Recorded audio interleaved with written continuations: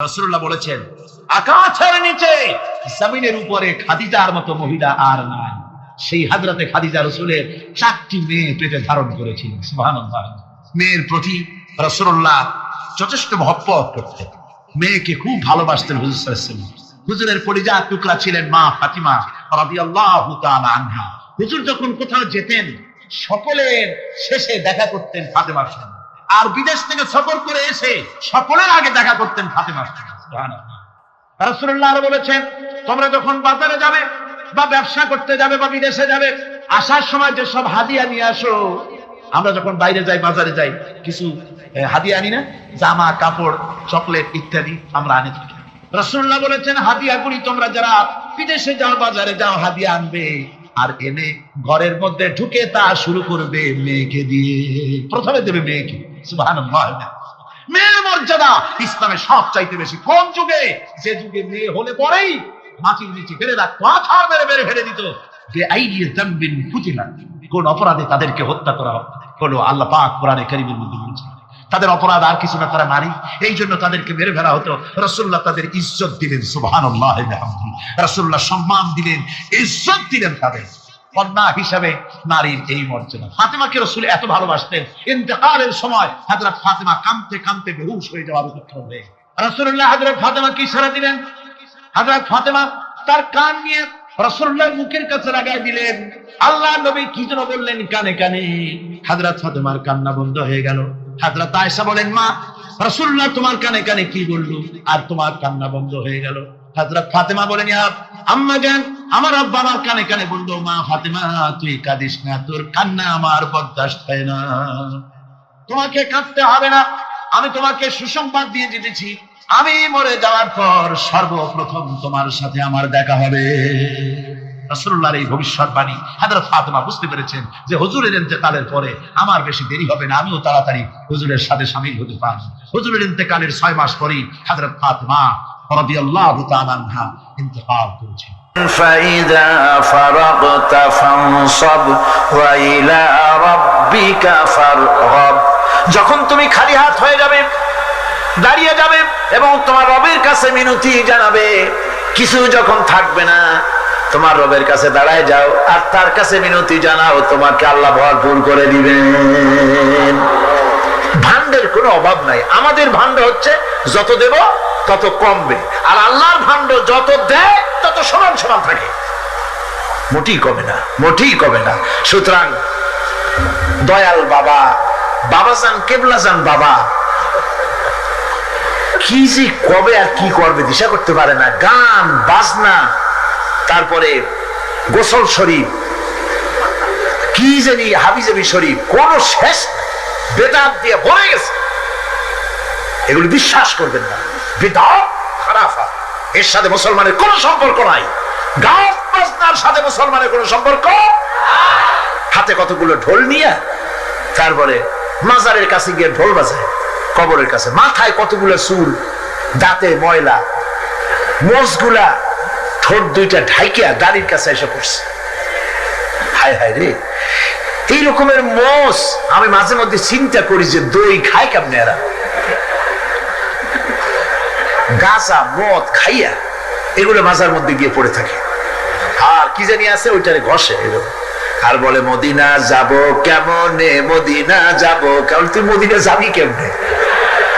মদ খেয়ে গাঁজা খেয়ে তুই যাবি মদিনা? একটা কথা হইলো? তোর নাপাক কদম আল্লাহ পাকের আরতে মুকাদ্দাসে উঠতে পারে না। বদকার, জিনাকার, শারাবি, কাবাবি আল্লাহ পাকের নাফরমান।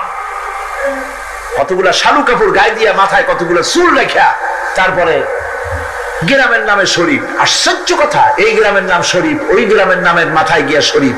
শরীফ তো মক্কা শরীফ, মদিনা শরীফ, কোরআন শরীফ, হাদিস শরীফ। আর শরীফের দরকার নাই।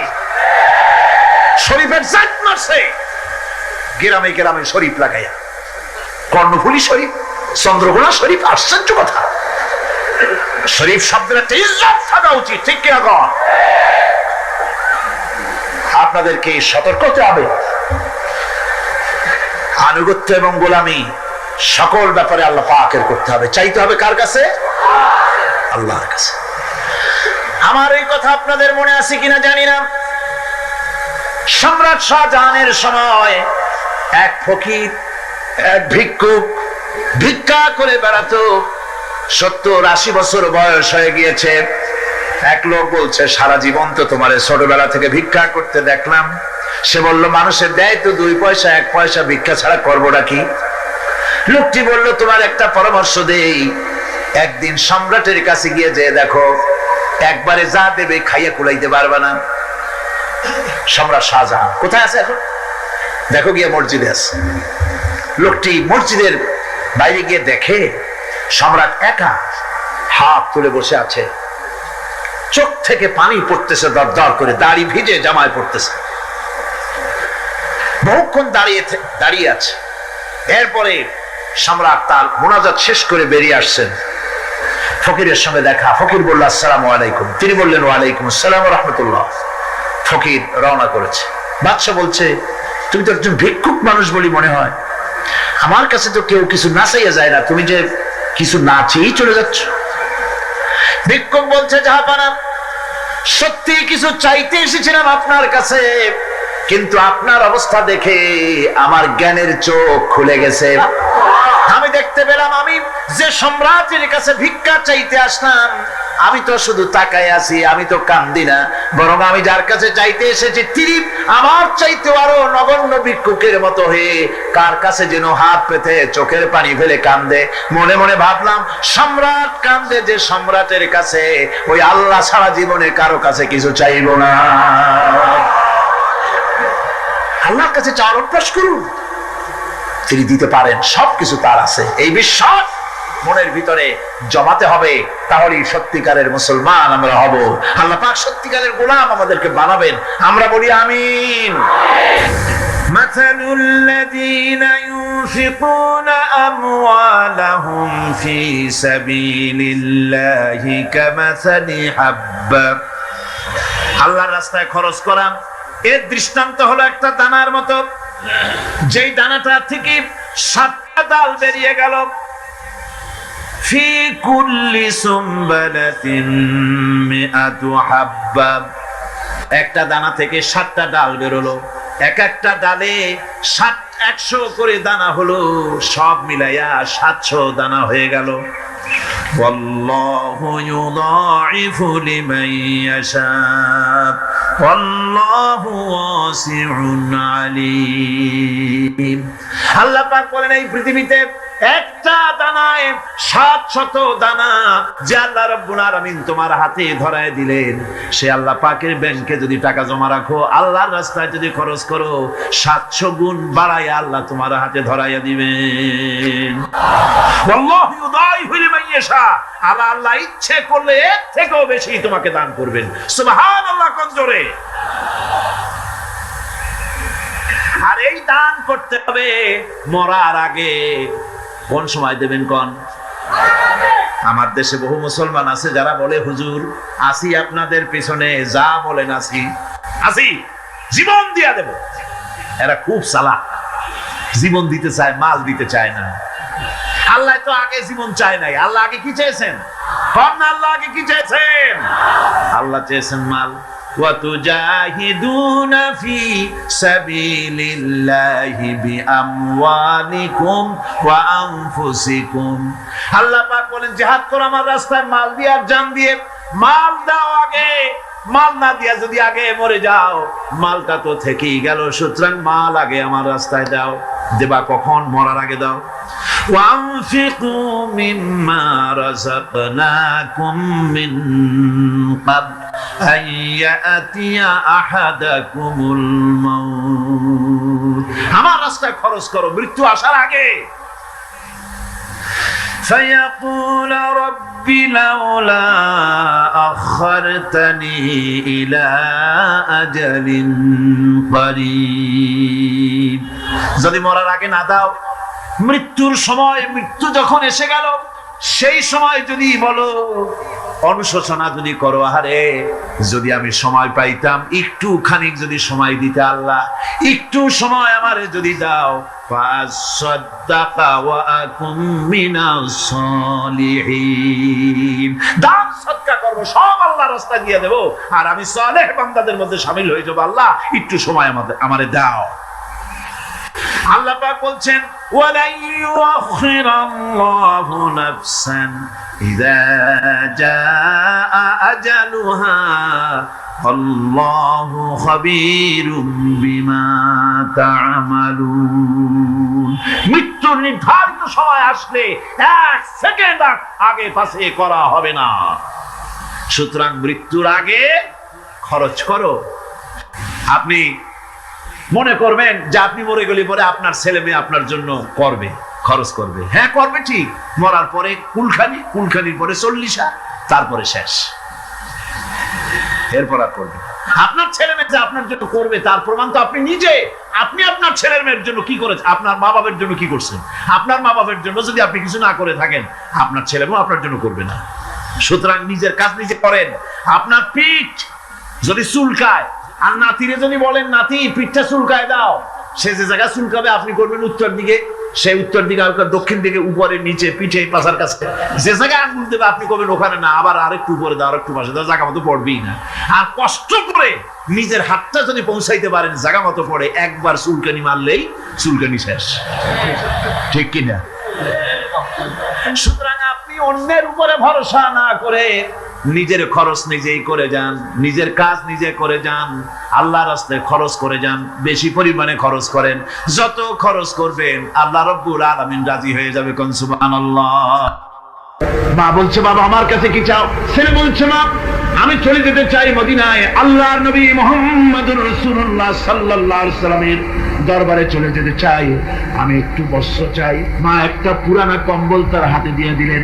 আব্দুল উজ্জা কম্বলটাকে ছিঁড়ে এক টুকরা কোন রকম হাঁটুর উপরে জড়ায় নিলেন, আর এক টুকরা গায়ে দিয়ে নিলেন। আব্দুল উজ্জা আবার বহু কষ্ট করে মরুভূমি পাড়ি দিয়ে মদিনা মুনাওয়ারায় চলে গিয়ে বাবি জিবরিল থেকে ঢুকে আসহাবে সুফফার চবুতরার সামনে বসে আছেন, ছেঁড়া কম্বল পরা। এবার বিশ্ব নবী, দুনিয়া আখিরাতের বাদশা জনাব মুহাম্মদ রাসূলুল্লাহ সাল্লাল্লাহু আলাইহি ওয়াসাল্লাম যখন মসজিদের নিজের ঘরের থেকে দরজা খুলে বেরিয়েছেন, দেখেন এক যুবক বসা, একটা আদাটা কম্বল পরা, হাঁটুর উপরে কোন রকম করে রানটা, লজ্জাস্থানটা ঢাকার, গায়ে একটা ছেঁড়া কম্বল। তার এই অবস্থা দেখে হুজুর জিজ্ঞেস করেন, তুমি কে? যুবক বলছে, আমি আব্দুল উজ্জা। ইসলাম কবুল করার জন্য আমার সব ছিল, আমি কম ধনী ছিলাম না, আমার চাচা সব নিয়ে গেছে, সিনায় রেখেছে, আমার লুঙ্গিটাও দেয় নাই। ঘটনা সব তিনি খুলে খুলে বললেন। হুজুর বললেন, তোমার নাম আব্দুল উজ্জা নয়, তোমার নাম আব্দুল্লাহ। আব্দুল্লাহ জুলবাজাদাইন তার নাম। হযরত আব্দুল্লাহ জুলবাজাদাইন কি রাসূলুল্লাহ দিয়ে দিলেন, আসহাবে সুফফাদের সাথে মিলাই দিলেন, এখানে থাকো, খাবার আসতে পরে খাবে। তাদের সব সময় খাবার থাকতো না। আসহাবে সুফফায় তারা থাকতেন যাদের ঘর নাই, বাড়ি নাই, থাকার জায়গা নাই।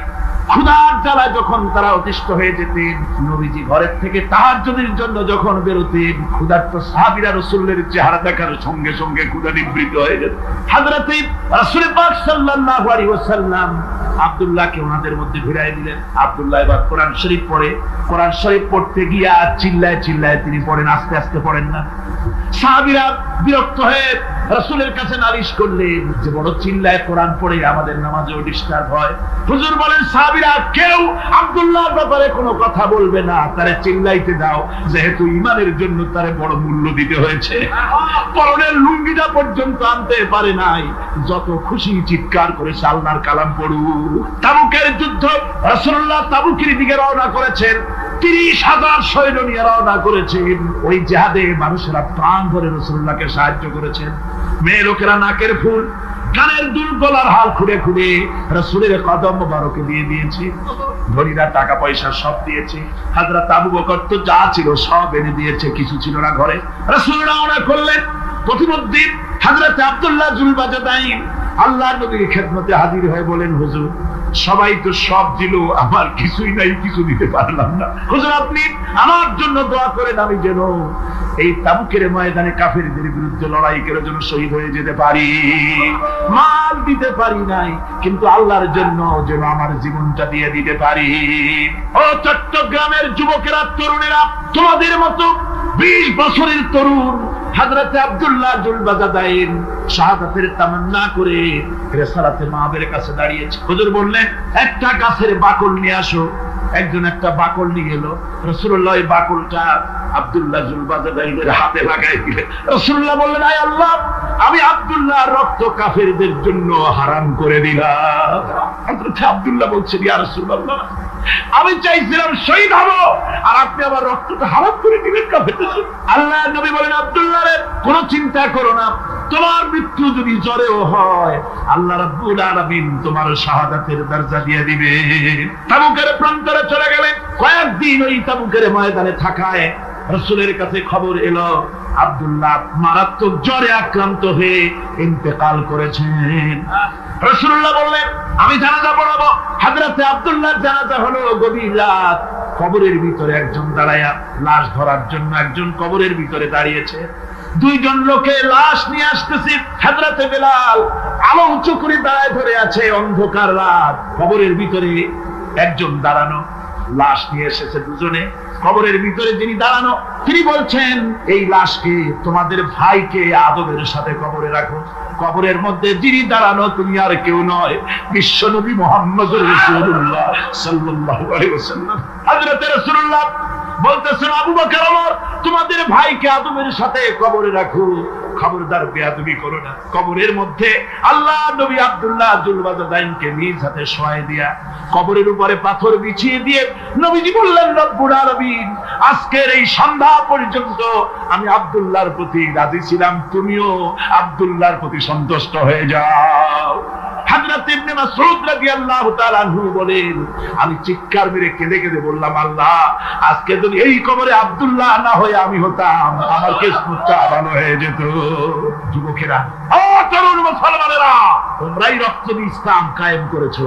কে কায়েম করেছে ইসলাম? মুসলিম তরুণেরা, মুসলিম যুবকেরা। তোমাদের অবদান সব চাইতে বেশি। আজ মুসলমান যুবকদের চরিত্র রায় মদ, জুয়া, জিনা, ব্যভিচার করে করে সর্বনাশ করে দেওয়া হয়। সরকারি ভাবে, বেসরকারি ভাবে, বিভিন্ন ভাবে যুবকদেরকে মিসগাইড করার জন্য মদ দেওয়া হয়, টাকা দেওয়া হয়, অস্ত্র দেওয়া হয়, সব দিয়ে যুবকদের চরিত্র নষ্ট করা হচ্ছে। অথচ যুবক হচ্ছে একটা জাতির মেরুদণ্ড। জাতির কি মেরুদণ্ড? এই মেরুদণ্ডকে ঘুরে ধরেছে, এই মেরুদণ্ড নষ্ট করার ব্যবস্থা করা হয়েছে। আমার মুসলমান ভাইয়েরা, হাদিস থেকে শোনো, বদরের প্রান্তরে যুদ্ধ হবে। রাসূলুল্লাহ সাহাবায়ে কিরামদেরকে রেডি করেছেন, কিন্তু এই যুদ্ধটা বড় মারাত্মক। এই জিহাদ বড় মারাত্মক। জিহাদ হবে, চাচার বিরুদ্ধে ভাতিজা জিহাদ করবে, বাপের বিরুদ্ধে সন্তান অস্ত্র ধারণ করবে, ভাইয়ের বিরুদ্ধে ভাই অস্ত্র ধারণ করবে। কোন জায়গা? বদর। কোন জায়গায়? বদর। মক্কা থেকে যারা আসতেছে সব চাচা, ভাই, মামু, খালু, এরা আপন আপন লোকেরা আপন লোকের বিরুদ্ধে অস্ত্র ধারণ করবে। এটা কি সহজ? কারণ এটা কি সহজ? রাসূলুল্লাহ যুদ্ধের কথা মানুষকে বুঝাচ্ছেন, একটু ইতস্তত করে। হযরত রাসূল পাক সাল্লাল্লাহু আলাইহি ওয়াসাল্লাম যুদ্ধের কথা সাহাবায়ে কিরামদের সামনে পেশ করতেছেন আর একটু ইতস্তত করতেছেন। এই কঠিন যুদ্ধে সাহাবীরা কিভাবে মেনে নেবে? রাসূলের মনের অবস্থা বুঝতে পেরে হযরত মিকদাদ রাদিয়াল্লাহু তাআলা আনহু বর্ষিয়ান সাহাবী তিনি দাঁড়ায় গেলেন। তিনি দাঁড়ায় বলছেন, ইমদি বিনা ইয়া রাসূলুল্লাহ হাইসু মা তাশা। হে রাসূল, আপনি আমাদেরকে নিয়ে চলুন, আল্লাহ যেদিকে আপনাকে যেতে বলে। হাইসু মা তাশা, আয় হাইসু মা আমারাকাল্লাহ, যেদিকে আল্লাহ আপনাকে যেতে বলে আমাদেরকে নিয়ে আপনি সেদিকে চলেন। ইন্না লা নাকুলু লাকা কামা ক্বালা বানু ইসরাঈল লিমূসা আলাইহিস সালাম, ইযহাব আনতা ওয়া রাব্বুকা ফাকাতিলা ইন্না হাহুনা কাঈদুন। আমরা মুসা আলাইহিস সালামের উম্মতের মতো বলবো না যে, হে মুসা, তুমি আর জিবরাইল আর তোমার আল্লাহ যুদ্ধ করো, আমরা ঘরে বসে আরাম করি। এই কথা আমরা বলবো না হুজুর। বল ইযহাব আনতা ওয়া রাব্বুকা ফাকাতিলা ইন্না মাআকুমা মুকাতিলুন। হে রাসূল, বরং আমরা বলবো আপনি যুদ্ধ করুন, আপনি আমাদের নিয়ে চলুন, আমরা লড়বো আপনার সাথে কাফেরদের বিরুদ্ধে। ততক্ষণ পর্যন্ত লড়বো মা দামাত আইনুন মিন্না তাতাররাফ।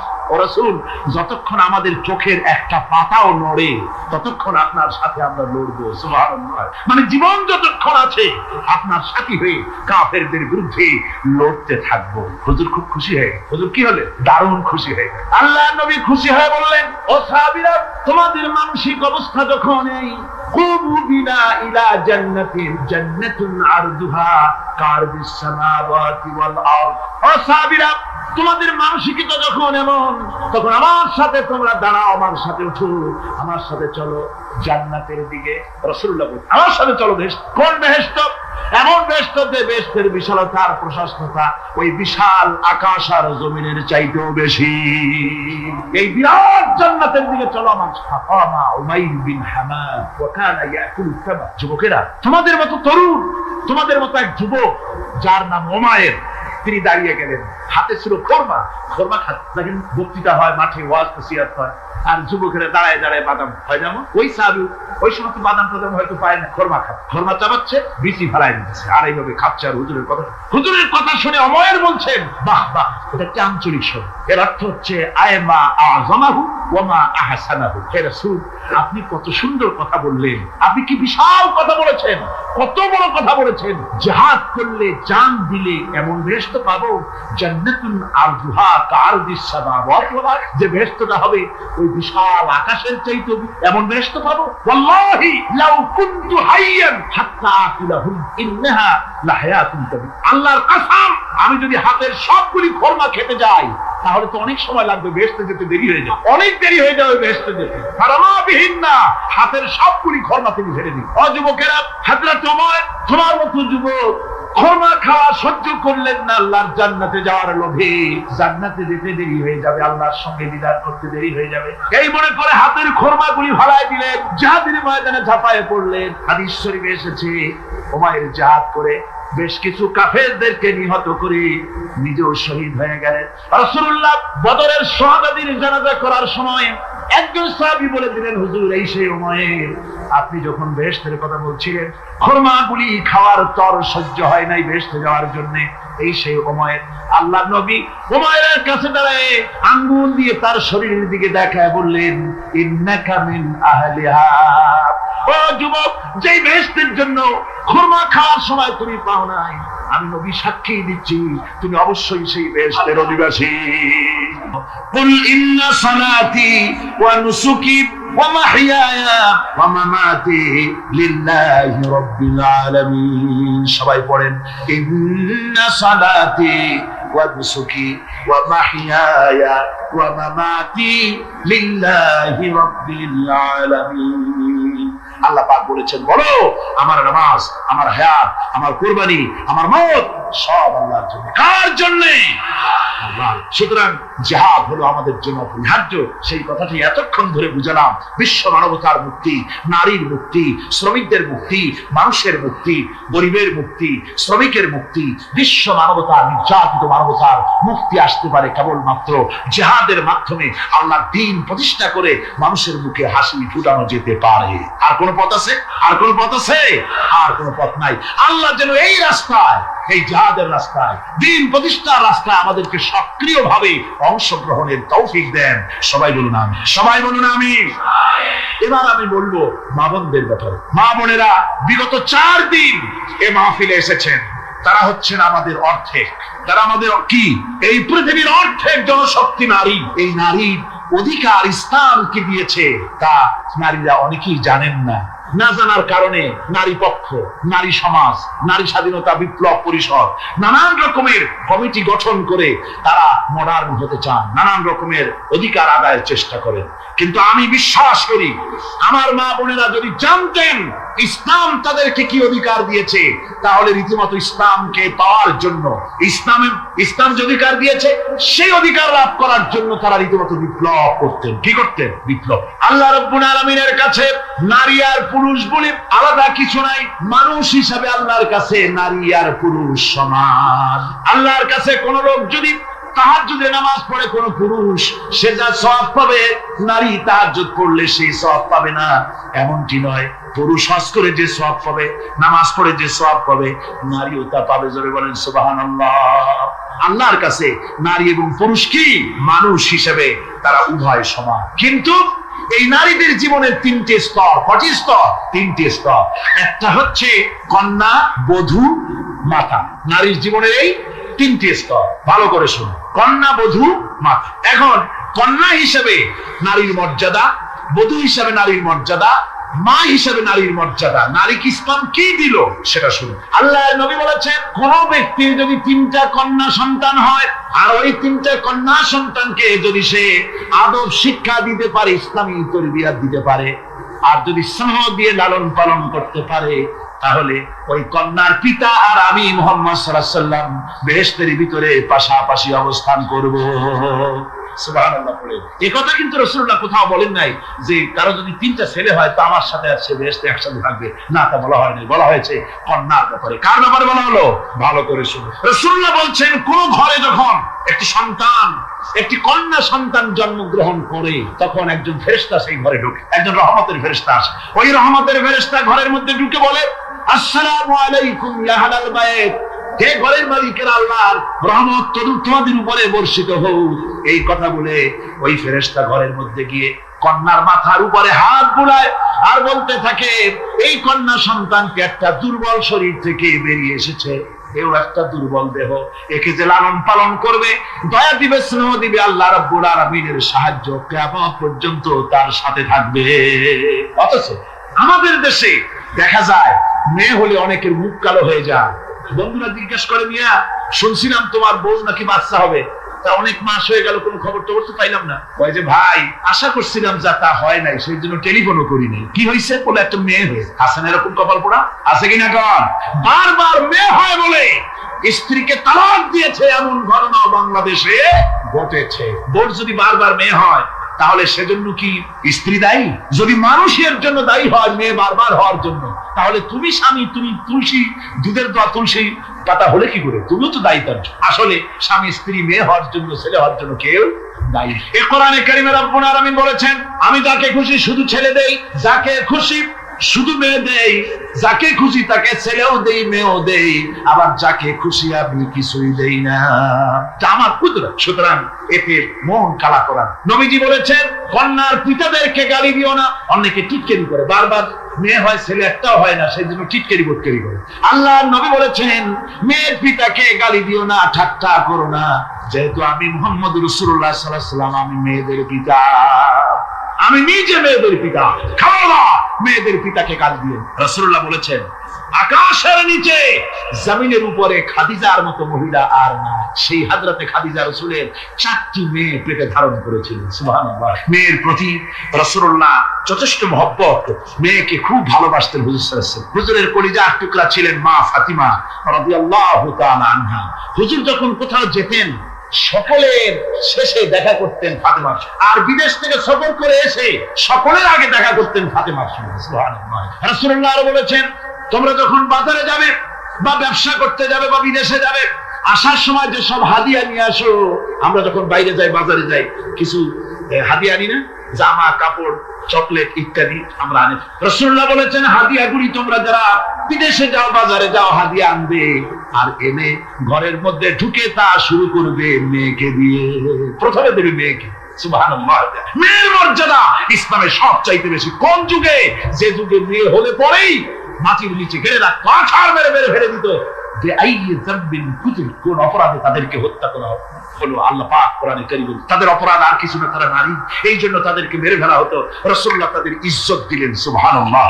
রাসূলুল্লাহ সম্মান দিলেন, ইজ্জত দিলেন তাদের। কন্যা হিসাবে নারীর এই মর্যাদা। ফাতেমাকে রাসূল এত ভালোবাসতেন, ইন্তেকালের সময় হযরত ফাতেমা কাঁদতে কাঁদতে বেহুশ হয়ে যাওয়ার উপক্রম হয়ে রাসূলুল্লাহ হযরত ফাতেমাকে ইশারা দিলেন। হযরত ফাতেমা তার কান নিয়ে রাসূলুল্লাহর মুখের কাছে লাগাই দিলেন।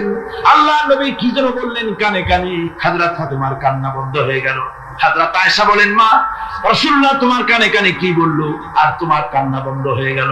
হযরত ফাতেমা বলেন, ইয়া আম্মা জান, আমার আব্বা আমার কানে কানে বললো, মা ফাতেমা তুই কাঁদিস না, তোর কান্না আমার বরদাস্ত হয় না, তোমাকে কাঁদতে হবে না, আমি তোমাকে সুসংবাদ দিয়ে যেতেছি, আমি মরে যাওয়ার পর সর্বপ্রথম তোমার সাথে আমার দেখা হবে।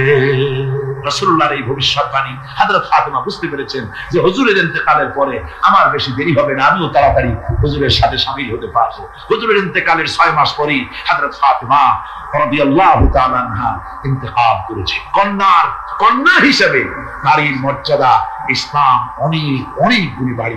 এই কন্যা শিশু কৈশোর যৌবন পেরিয়ে যখন যৌবনে তার বিয়ে হয়ে যায়, আল্লাহ রাব্বুল আলামিন তখন বলেন, ওয়া মিন আয়াতিহি আন খালাকা লাকুম মিন আনফুসিকুম আজওয়াজান লিতাসকুনু ইলাইহা ওয়া জাআলা বাইনাকুম মাওয়াদ্দাতান ওয়া রাহমা। আল্লাহ পাক বলেন, আমার নিদর্শনের ভিতরে একটি নিদর্শন যে আমি তোমাদের থেকে তোমাদের জোড়া তৈরি করেছি, তোমাদের স্ত্রীদেরকে তৈরি করেছি, তোমাদের সাথে তোমাদের স্ত্রীর ভালোবাসা সৃষ্টি করেছি, মহব্বত সৃষ্টি করেছি। এই মহব্বত আমি আল্লাহ তৈরি করেছি। আর যখন বুড়ো হয়ে যায় মানুষ, স্বামী স্ত্রী যখন বুড়ার বুড়ি হয়, তখন আর ভালোবাসা থাকে না, তখন ওই ভালোবাসা সহৃদয়তার করুণায় আমি আল্লাহ পরিণত করে দেই। বুড়ার জন্য তখন বুড়ি ছাড়া আর উপায় নাই, বুড়িরও আর বুড়া ছাড়া উপায় নাই। তখন ভালোবাসা কোন বিশেষ কোন অক্ষ নিয়ে ভালোবাসা নয়, তখন একের উপরে অন্য একদম নির্ভরশীল হয়ে পড়ে। আল্লাহ পাক বলেন, এই অবস্থা আমি আল্লাহ সৃষ্টি করে দেই। সুবহানাল্লাহ। আল্লাহ পাক বলছেন, নারীদের উপরে, নারীদের সাথে, স্ত্রীদের সাথে ভালো ব্যবহার করো। তার কোন ব্যাপারে যদি মনটা তোমার কখনো খারাপ হয়, কোরআন শরীফের মধ্যে আল্লাহ পাক বলে দিয়েছেন পরিষ্কার করে যে কখনো তার সাথে খারাপ ব্যবহার করো না। যদি কখনো মন খারাপ হয়, তাহলে চূড়ান্ত কোনো সিদ্ধান্ত নিতে যেও না, বরং তোমার জীবনে ওই স্ত্রীর অনেক অবদান আছে, সেসব কথা মনে করে এই সামান্য কিছু ভুলে যাও। আল্লাহ চান স্বামী স্ত্রীর মহব্বত টিকে থাকুক। আল্লাহ পাকের কাছে তালাক হচ্ছে ঘৃণিত, সবচাইতে ঘৃণিত হালাল হচ্ছে দুইটা, একটা হচ্ছে ভিক্ষাবৃত্তি আর একটা হচ্ছে তালাক। আল্লাহ পাক নারীকে বলেছেন, নারী আর পুরুষকে বলেছেন যে তোমরা হচ্ছে হুন্না লিবাসুন লাকুম ওয়া আনতুম লিবাসুন লাহুন, তোমরা পরস্পরের জন্য পোশাক পরিচ্ছদের মতো অঙ্গাঅঙ্গি ভাবে একের উপরে অপরের পরিপূর্ণ অধিকার তোমাদের রয়েছে। এই অধিকারের ভিত্তিতে, ভালোবাসার ভিত্তিতে জীবন গড়ার জন্য আল্লাহ পাক বলেছেন। তারপরে তার অর্থনৈতিক অধিকার তাকে দিয়েছে। আল্লাহ পাক মহারানাকে ফরজ করে দিয়েছেন। মহারানা কি করেছেন?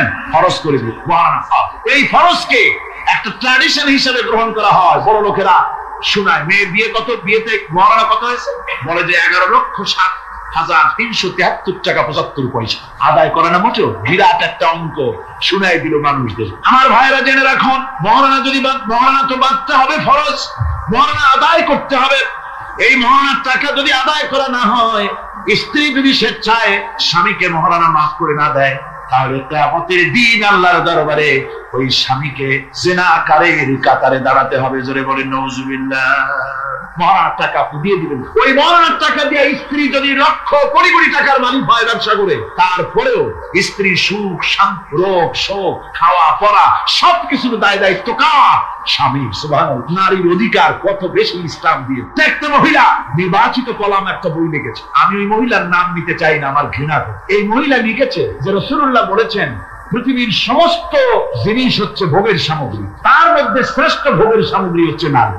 নাউযুবিল্লাহি মিন যালিক। এমন কথা রাসূল বলেন। রাসূল বলেছেন, দুনিয়া কুল্লুহা মাতাউন ওয়া খায়রুল মাতাউদ দুনিয়া ইমরাতুস সালিহা। হুজুর বলেছেন পৃথিবীর সবকিছুই সম্পদ, এই সম্পদের মধ্যে শ্রেষ্ঠ সম্পদ হচ্ছে ন্যায়পরায়ণা নারী, সচ্চরিত্রা নারী, শ্রেষ্ঠ সম্পদ, নিয়ামত। আর সেইটারে বানাইতে ভোগের আয়াত হাদিস তার ইচ্ছে মতো ব্যাখ্যা করেছে। সে লিখেছে যে এতদিন পুরুষ নারীকে ধর্ষণ করেছে, নারীদের কি হলো? তোমরাও পুরুষ ধর্ষণ করো। নাউজুবিল্লাহ করে। এ আবার সরকারি চাকরি করে, তারপরেও মুসলমান দেশে এই শয়তানের চাকরিও থাকে। নাউজুবিল্লাহ করে। আশ্চর্য কথা। আমি জানতে পেরেছি এই মহিলা অনেকগুলি স্বামী কর্তৃক পরিত্যক্তা, সেই জন্য পুরুষের উপরে তার দারুণ ঘৃণা, ধর্মের উপরে তার দারুণ ঘৃণা। সে এখন কমিউনিস্টদের একটা বাছাই করা একটা লাঠি, এটা দিয়ে কোরআন হাদিসের অপব্যাখ্যা করে করে এগুলি সে করে যাচ্ছে নির্বিঘ্নে। সরকার কোনো কথা বলছে, সরকার যে কথা বলছে না, এর জবাব সরকারকে দিতে হবে, আল্লাহর কাছে দিতে হবে, কোনো সন্দেহ নেই। আল্লাহকে গালি দেওয়া হচ্ছে, নবীকে গালি দেওয়া হচ্ছে, রসুলকে গালি দেওয়া হচ্ছে, বৃহস্পতিকে গালি দেওয়া হচ্ছে, অথচ সরকার একটা নাটকের মধ্যে আরবি পড়া নিষেধ করা হচ্ছে। আমি প্রথম দিন বলেছি কি জানি নাটকের নাম, বারান্দা। আচ্ছা যাই হোক, সেই নাটকের মধ্যে দেখানো হচ্ছে যে আলিফ বা তাসা পড়াচ্ছে মুলবিয়ান, একটা হিন্দুর স্ত্রী, মুসলমান সে, কিন্তু বউ হিন্দু, সে হয়েছে নাই, সে এসে বলছে এসব বন্ধ করো। এই কথা জাস্টিফিকেশন কত যদি ছেলেরা এ বি সি ডি পড়তে থাকে, আর যদি বলা হতো সব বন্ধ কর, এর একটা যৌক্তিকতা না। পড়তেছে আলিফ বা তাসা, সব বন্ধ কর, তার মানে কি? আলিফ বা তাসা হলো কোরআন, এর মানে কি? কোরআন। সুতরাং টেলিভিশনের মাধ্যমে কোরআনকে বন্ধ করার চেষ্টা চালাচ্ছে ভারতের গোলামেরা। সরকার চুপ করে থাকছে, সরকার নীরব, এর জবাব সরকারকে পেতে হবে, এড়াতে পারবেন। সুতরাং বলতেছিলাম, নারীর অধিকার প্রতিষ্ঠিত করেছে ইসলাম। কে করেছে? ইসলাম বলেছে মহারানার টাকা আদায় করছে। সেই মহারানার টাকা আদায় করা হলো না, এখন উল্টা, এখন মহারানা আদায় করে পুরুষেরা। সেটার নাম কি?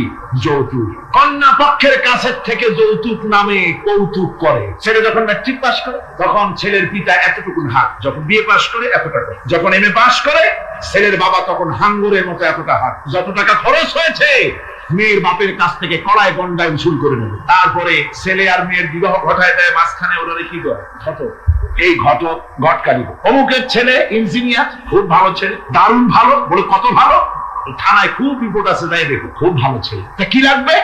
কালার টেলিভিশন লাগবে 10টা, তারপরে পাজেরো জিপ লাগবে, 14 লক্ষ টাকা ক্যাশ লাগবে, আবুধাবিতে চাকরি লাগবে, ওয়াশিংটন ডিসিতে বাড়ি করে দেওয়া হবে। মানে মেয়ে জন্ম দিয়ে মেয়ের বাপ এমন পাপ করছে যে এটা চালাতে গিয়া ছেলের বাপের তার 14 গোষ্ঠীর স্বাদ মিটাই দিতে হবে। এমন ছোট লোক, এমনই ছোট লোক কন্যার পিতার কাছ থেকে সাইয়ে সাইয়ে আদায় করে নেয়। এর চাইতে ভিক্ষুক, এর চাইতে ক্ষয়হাতি, এর চাইতে ছোট লোক আর কেউ হতে লজ্জা করা উচিত, সম্মান করা উচিত, মনে করা উচিত ওই লোক তো তার কলিজার টুকরাটাই আমাকে দিয়ে দিল। 16 বছর 20 বছর লালন পালন করে কলিজার টুকরা মেয়েটাই তো আমাকে দিয়ে দিচ্ছে, আবার টেলিভিশন চাই কেন? ঘটক যা কন্ট্রাক্ট করলো, যদি তার থেকে কিছু কম হয় বিয়া ভাঙ্গে যায়, তাহলে বোঝা গেল কি মেয়ে বিয়ে করলো না টেলিভিশন বিয়ে করলো? তাহলে মেয়েটে বাদ দিয়ে টেলিভিশন কিনে তাই নিয়ে ঘুমাও। নাউজুবিল্লাহ, কপাল পড়া মুসলমান।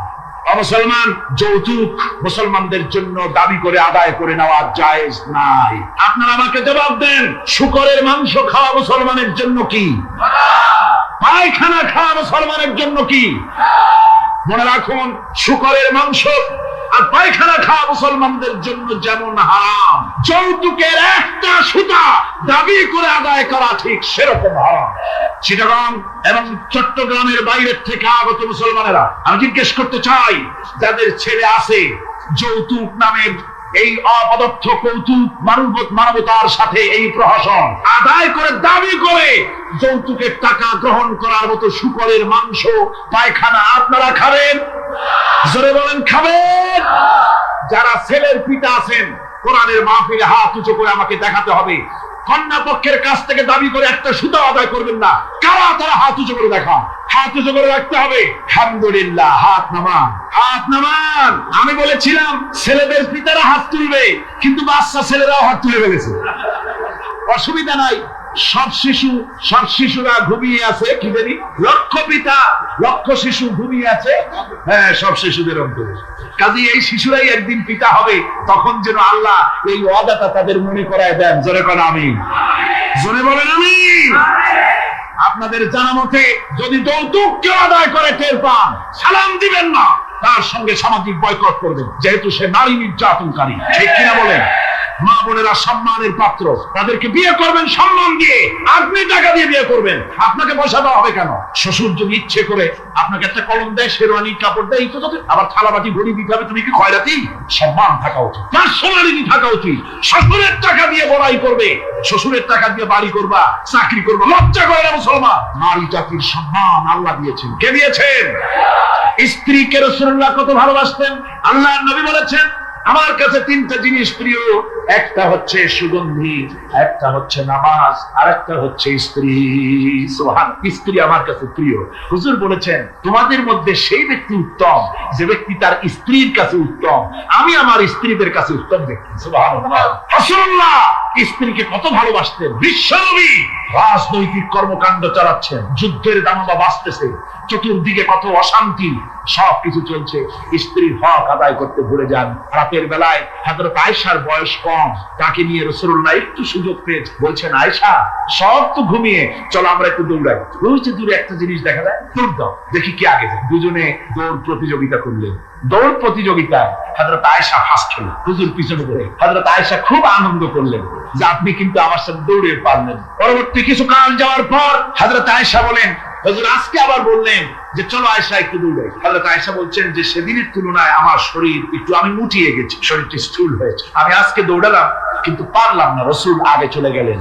আমি হাঁপাতে হাঁপাতে যখন হুজুরের কাছে চলে গেছি, হুজুর তখন মুস্কি হেসে আমাকে বললেন, আয়েশা ওই সেই দিনের জবাব আজকে দিয়ে দিলাম। সুবহানাল্লাহ বিহামদিহি, সুবহানাল্লাহ বিহামদিহি।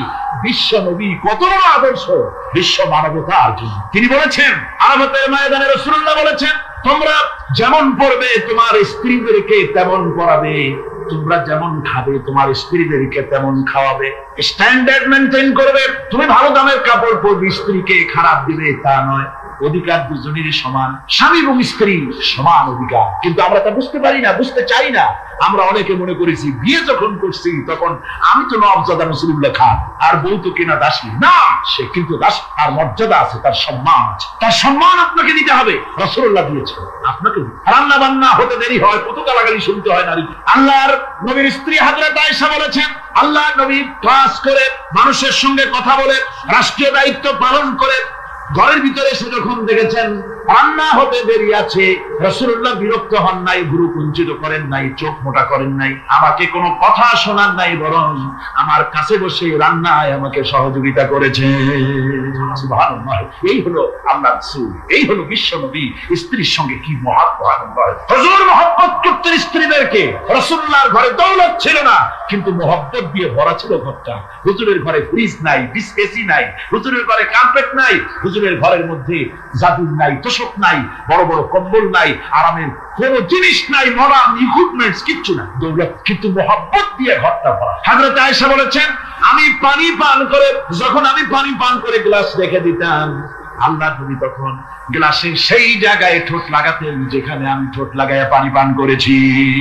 আমি গোশত চিবোতাম, রাসূলুল্লাহ আমার হাত থেকে গোশত টুকরা নিয়া সেই জায়গায় চিবোতেন যেখানে আমি চিবুয়েছি। সুবহানাল্লাহ। আমার ভাইরা, রাসূল তার স্ত্রীদেরকে মহব্বত করতেন, স্ত্রীরাও রাসূলকে মহব্বত করতেন দারুণ ভাবে। একবার হযরত আয়েশা সিদ্দিকা রাদিয়াল্লাহু তাআলা আনহা হুজুরকে গোসল করাতে ছিলেন, মাথার উপরে পানি ঢালতেছেন, হুজুর একটা চোখের উপরে বা একটা তক্তার উপরে বসে আছে। গোসলের পানির ভিতরে রাসূলুল্লাহ দেখতে পেলেন রক্তের মতো কি যেন প্রবাহিত হয়ে যায়। হুজুর জিজ্ঞেস করেন, আয়েশা রে, পানির ভিতরে রক্তের মতো কি দেখা যায়?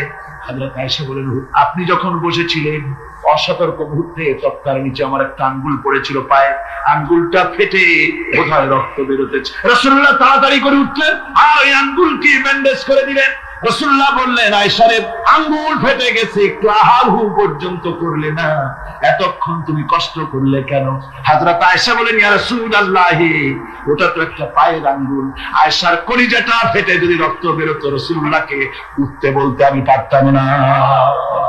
কি মহব্বত রাসূলের সাথে! হযরত আয়েশা বলেন, হুজুর সাল্লাল্লাহু আলাইহি ওয়াসাল্লাম স্ত্রীদেরকে এত ভালোবাসতেন, আমাদের ঘরে গোশত টোস্ত তেমন রান্না বান্না খুব কম হতো। গোশত রান্না হবে, মাসের পর মাস চলে গেছে, রাসূলের বাড়িতে হুজুর স্ত্রীরা বলেছেন, আমাদের ঘরে চুলে আগুন জ্বলে নাই, একটু শুকনা রুটি, একটু শুকনা খেজুর আর একটু পানি খেয়ে আমাদের জীবন এরকমের অবস্থা হয়। তারপরে এই অবস্থা চলেছে, এর মধ্যে যদি কখনো একটু গোশত আসছে, হুজুর যখন ছাগল টাগল ইত্যাদি, ছাগল দুম্বা জবাও করেছে, এই দুম্বার গোশত নিয়ে, ছাগলের গোশত নিয়ে রাসূলুল্লাহ নিজে বেরোতেন।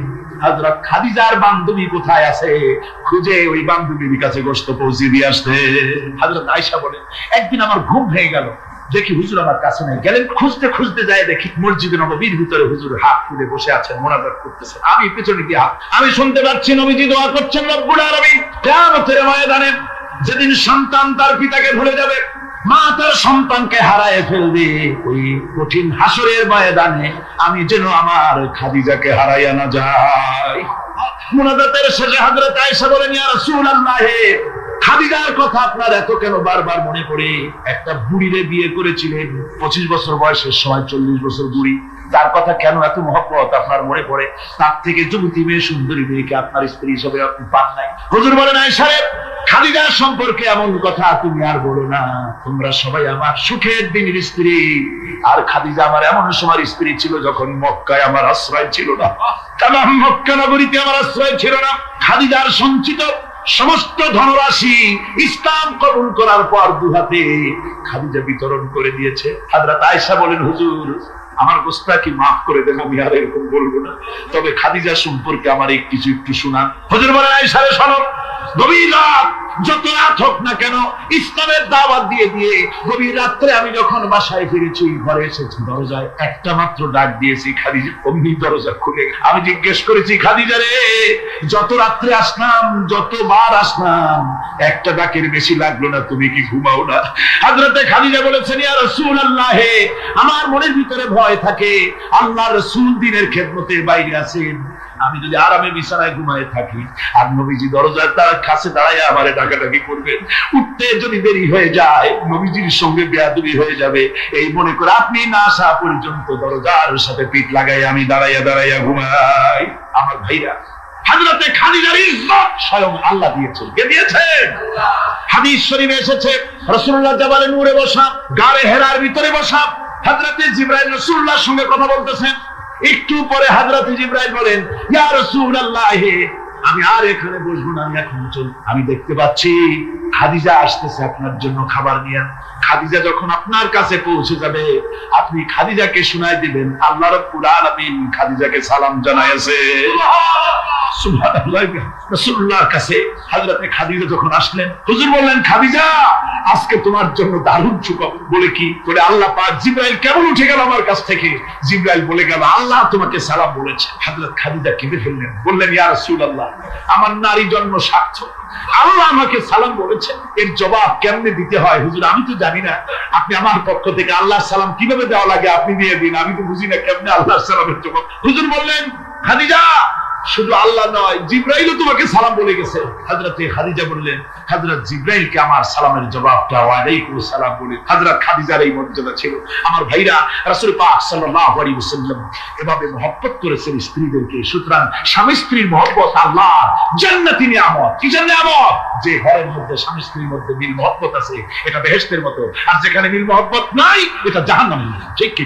সুতরাং মহব্বত করুন, বেশি বেশি স্যাক্রিফাইস করুন, বেশি বেশি স্যাক্রিফাইস। নারীদের ব্যাপারে বলা হয়েছে, পুরুষকে বলা হয়েছে অধিকার আদায় করো, সব ব্যাপারে সমান অধিকার, কিন্তু নারীকে একটা ব্যাপারে বলা হয়েছে, নারী শোনো, পুরুষের মর্যাদা তোমার চাইতে আল্লাহ রাব্বুল আলামিন বেশি দিয়েছেন। আর রিজালু কাওয়ামুনা আলান নিসা, নারীদের উপরে পুরুষের প্রাধান্য আল্লাহ পাক দান করেছেন। একজন সাহাবী বলেছিলেন, ইয়া রাসূলুল্লাহ, জঙ্গলি উট দেখলাম আপনার পায়ের উপরে সেজদায় পড়ে গেল, আপনি যদি আমাদেরকে অনুমতি দিতেন না, আপনাকে আমরা সেজদা করতাম। আল্লাহ নবী বললেন, মানুষ মানুষকে সেজদা করা, এ পারমিশন যদি আমি দিতাম, তাহলে দুনিয়ার সমস্ত স্ত্রীদেরকে বলতাম তারা যেন তাদের স্বামীকে সেজদা দেয়। স্বামীর মর্যাদা এখানে। সুতরাং অধিকার সমান, কোন সন্দেহ নাই, কিন্তু স্বামীর একটা আলাদা মর্যাদা আছে, সেই সম্মান তাকে দিতে হবে। এরপরে এই সমান অধিকারের ভিত্তিতে স্বামী স্ত্রী চলতে থাকে, মাঝখানে আল্লাহ পাক তাদেরকে সন্তান দান করে। আল্লাহ তাদেরকে, নারীকে লেখাপড়ার অধিকার দিয়েছেন, ইসলাম তাকে লেখাপড়ার অধিকার দিয়েছে, শিক্ষার অধিকার দিয়েছে। হযরত আয়েশা সিদ্দিকা রাদিয়াল্লাহু তাআলা আনহা শিক্ষয়িত্রী ছিলেন, হাফেজা ছিলেন, হাদিসের হাফেজা ছিলেন, কোরআনের হাফেজা ছিলেন, হাজার হাজার সাহাবায়ে কেরামদের তিনি উস্তাদ ছিলেন। সুবহানাল্লাহ। নারীদের ব্যাপারে অধিকাংশ মাসালা হযরত আয়েশা সিদ্দিকা রাদিয়াল্লাহু তাআলা আনহার অধিকার। সুবহানাল্লাহ। নারী যুদ্ধ করেছে, যুদ্ধের ময়দানে নারীর অধিকার আছে, নারী চাকরি করতে পারবে, নারী ব্যবসা করতে পারবে, নারী লেখাপড়া করতে পারবে, নারী সেনাবাহিনীতে যেতে পারবে, নারী সাপ করতে পারবে, কিন্তু পর্দা না। কিসের মাধ্যমে? স্বামী এবং পুরুষ এবং নারী মাঝখানে একটা পর্দা থাকতে হবে। সে কথা একটু পরে বলবো। এবার এই বধূ কিছুদিন পর মা হয়ে গেল। কি হয়ে গেল? মা হয়ে গেল। মা যখন হয়ে গেল, মর্যাদা আরো এক ধাপ বেড়ে গেল। আল্লাহ রাব্বুল আলামিন মায়ের মর্যাদা বেশি করে দিলেন।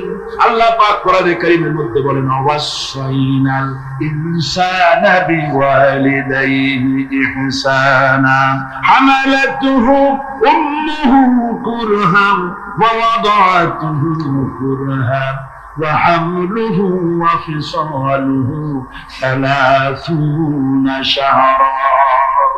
আমি পৃথিবীর সমস্ত মানুষকে উপদেশ দিয়েছি তোমরা তোমাদের মায়ের প্রতি সম্মান করো, এহসান করো। তোমার মা তোমাকে গর্ভধারণ করেছে অত্যন্ত কষ্টের সাথে, আর ডেলিভারিও করেছে কষ্টের সাথে। খবরদার মায়ের সাথে বেয়াদবি করো না। কে বলেছেন? আল্লাহ পাক বলেছেন মায়ের এহসান। আল্লাহ রাব্বুল আলামিন মা বাবার জন্য দোয়া করতে বললেন। আল্লাহ পাক বলেন মা বাবার সামনে যেন কখনো মাথায় ঝাঁকি দিয়া চোখটা মোটা করে মা বাবার সঙ্গে কথা বলো না। ওয়া কুল্লাহুমা কাওলান কারীমা। মা বাবার সঙ্গে যখন কথা বলবে সম্মান সূচক কথা বলবে। আর মা বাবার জন্য আমার কাছে দোয়া কর। কে শিখায়? আল্লাহ। কে শিখান? আল্লাহ বলছেন বান্দারে তোর মা বাবার জন্য আমার কাছে দোয়া করবি। রব্বিরহামহুমা কামা রাব্বায়ানি সাগীরা। জোরে সোরে পড়েন রব্বিরহামহুমা কামা রাব্বায়ানি সাগীরা। আয় আল্লাহ আমার মা বাপ যেমন আমাকে স্নেহ করে লালন পালন করেছে আমার ছোটবেলায়, তুমি আমার মা বাপকে তোমার রহমতের কোলে লালন পালন করো। কে শিখায়? আল্লাহ পাক শিখিয়ে দিচ্ছেন। আমার ভাইরা, ইয়েমেন থেকে একজন লোক এসেছে। হাদিস, ইয়েমেন থেকে একজন লোক এসেছে হুজুরের সামনে। তার বুড়ি মা সাথে বলছে হুজুর এই অচল বুড়ি মা থাকতে পারে না, চলতে পারে না, এই আমার মা। এরে ঘাড়ে করিয়া আমি উকুফে আরাফা করেছি, একে নিয়ে মিনা মুজদালিফা করেছি, রমি করেছি, একে নিয়ে আমি সাফা মারওয়া সাই করেছি। এই মাকে ঘাড়ে করে আমি আল্লাহর হজ তাওয়াফ করেছি। হজের সব কাজ মায়ের ঘাড়ে করে করছি। আল্লাহর নবী আমি কি আমার মায়ের হক আদায় করতে পেরেছি? হুজুর বললেন না, আদায় হয়, মায়ের হক আদায় হয়নি। অর্থাৎ বুকের চামড়া দিয়ে মায়ের পায়ের যদি স্যান্ডেল তৈরি করে দেওয়া হয় এক ফোঁটা দুধের হক আদায় হবে না। সেই মায়ের সঙ্গে নাফরমানি হচ্ছে, বেয়াদবি হচ্ছে, বইয়ের কথার মতো মায়ের সাথে দুর্ব্যবহার করা হচ্ছে। আমার দেশে গুলো হচ্ছে না? হচ্ছে। মা কোথায় পড়ে আছে কোনো খোঁজ নাই, খবর নাই। তার জন্য কোনো ভালো খাবার ব্যবস্থা, কাপড় চোপড় নাই। বন্ধুদের জন্য সব আছে, মায়ের জন্য নাই, বাপের জন্য। মা তো বুড়ি হয়ে গেছে, এখন আর মা নাই। বাপ তো বুড়ো হয়ে গেছে, কামাই করতে পারে না, এখন আর বাপ নাই, এখন হয়ে গেছে বুড়ো। আর মা হয়েছে বুড়ি। আর আব্বা হয়েছে যার মেয়ে বিয়ে করেছে, শ্বশুর এখন আব্বা, আর শাশুড়ি হয়েছে আম্মা। মা আর বাপ বাসি হয়ে গেছে, বাপ পড়ে গেছে। আমার বন্ধুগণ শুনে রাখুন, আল্লাহর নবী বলেছেন তিনজনের দোয়া আল্লাহর কাছে অব্যর্থভাবে কবুল হয়ে যায়। মুস্তাজাবুদ দাওয়াত তিনজন। মুসাফিরের দোয়া কবুল হয়, মজলুমের দোয়া কবুল হয়, আর মা বাপ যদি সন্তানের জন্য দোয়া করে অবশ্যই সে দোয়া আল্লাহর দরবারে মঞ্জুর হয়ে যায়। সুতরাং মা বাপের খেদমত করতে হবে, মহব্বত করতে হবে। আমি মা বোনদের বলতে চাই, আমার মা বোনেরা পর্দার আড়ালে বসে আপনারা যারা ওয়াজ শুনছেন ভালো করে শুনুন। আমরা পুরুষ, আমাদের পায়ের তলে জুতা। পুরুষের পায়ের তলে কি?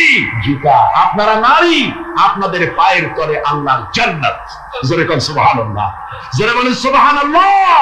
ও নারী, ও মহিলা, তোমাদের সম্মান আল্লাহ কোথায় তুলে দিল? পুরুষের পায়ের তলে জুতা, তুমি নারী, তোমার পায়ের তলে আল্লাহর বেহেশত। আল জান্নাতু তাহতা আকদামিহা। মায়ের পায়ের তলে আল্লাহর বেহেশত। সুবহানাল্লাহ পড়ে, সুবহানাল্লাহ পড়ে।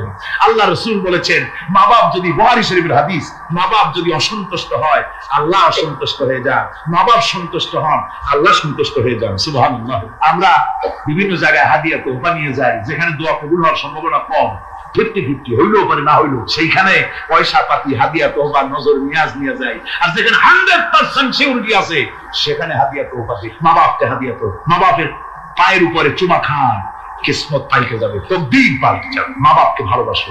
সুতরাং মায়ের মহব্বত, মাকে আল্লাহ পাক এভাবে মহব্বত, তাকে সম্মান দিয়েছেন। নারী কন্যা হিসেবে, বধূ হিসেবে, মাতা হিসেবে তার মর্যাদা সব। এরপরে বলবো পর্দার কথা। আমার মা বোনেরা, আল্লাহ রাব্বুল আলামিন মহিলাদেরকে বলেছেন, পুরুষদেরকে বলেছেন কুল্লিল মুমিনিনা ইয়াগুদ্দু মিন আবসারিহিম।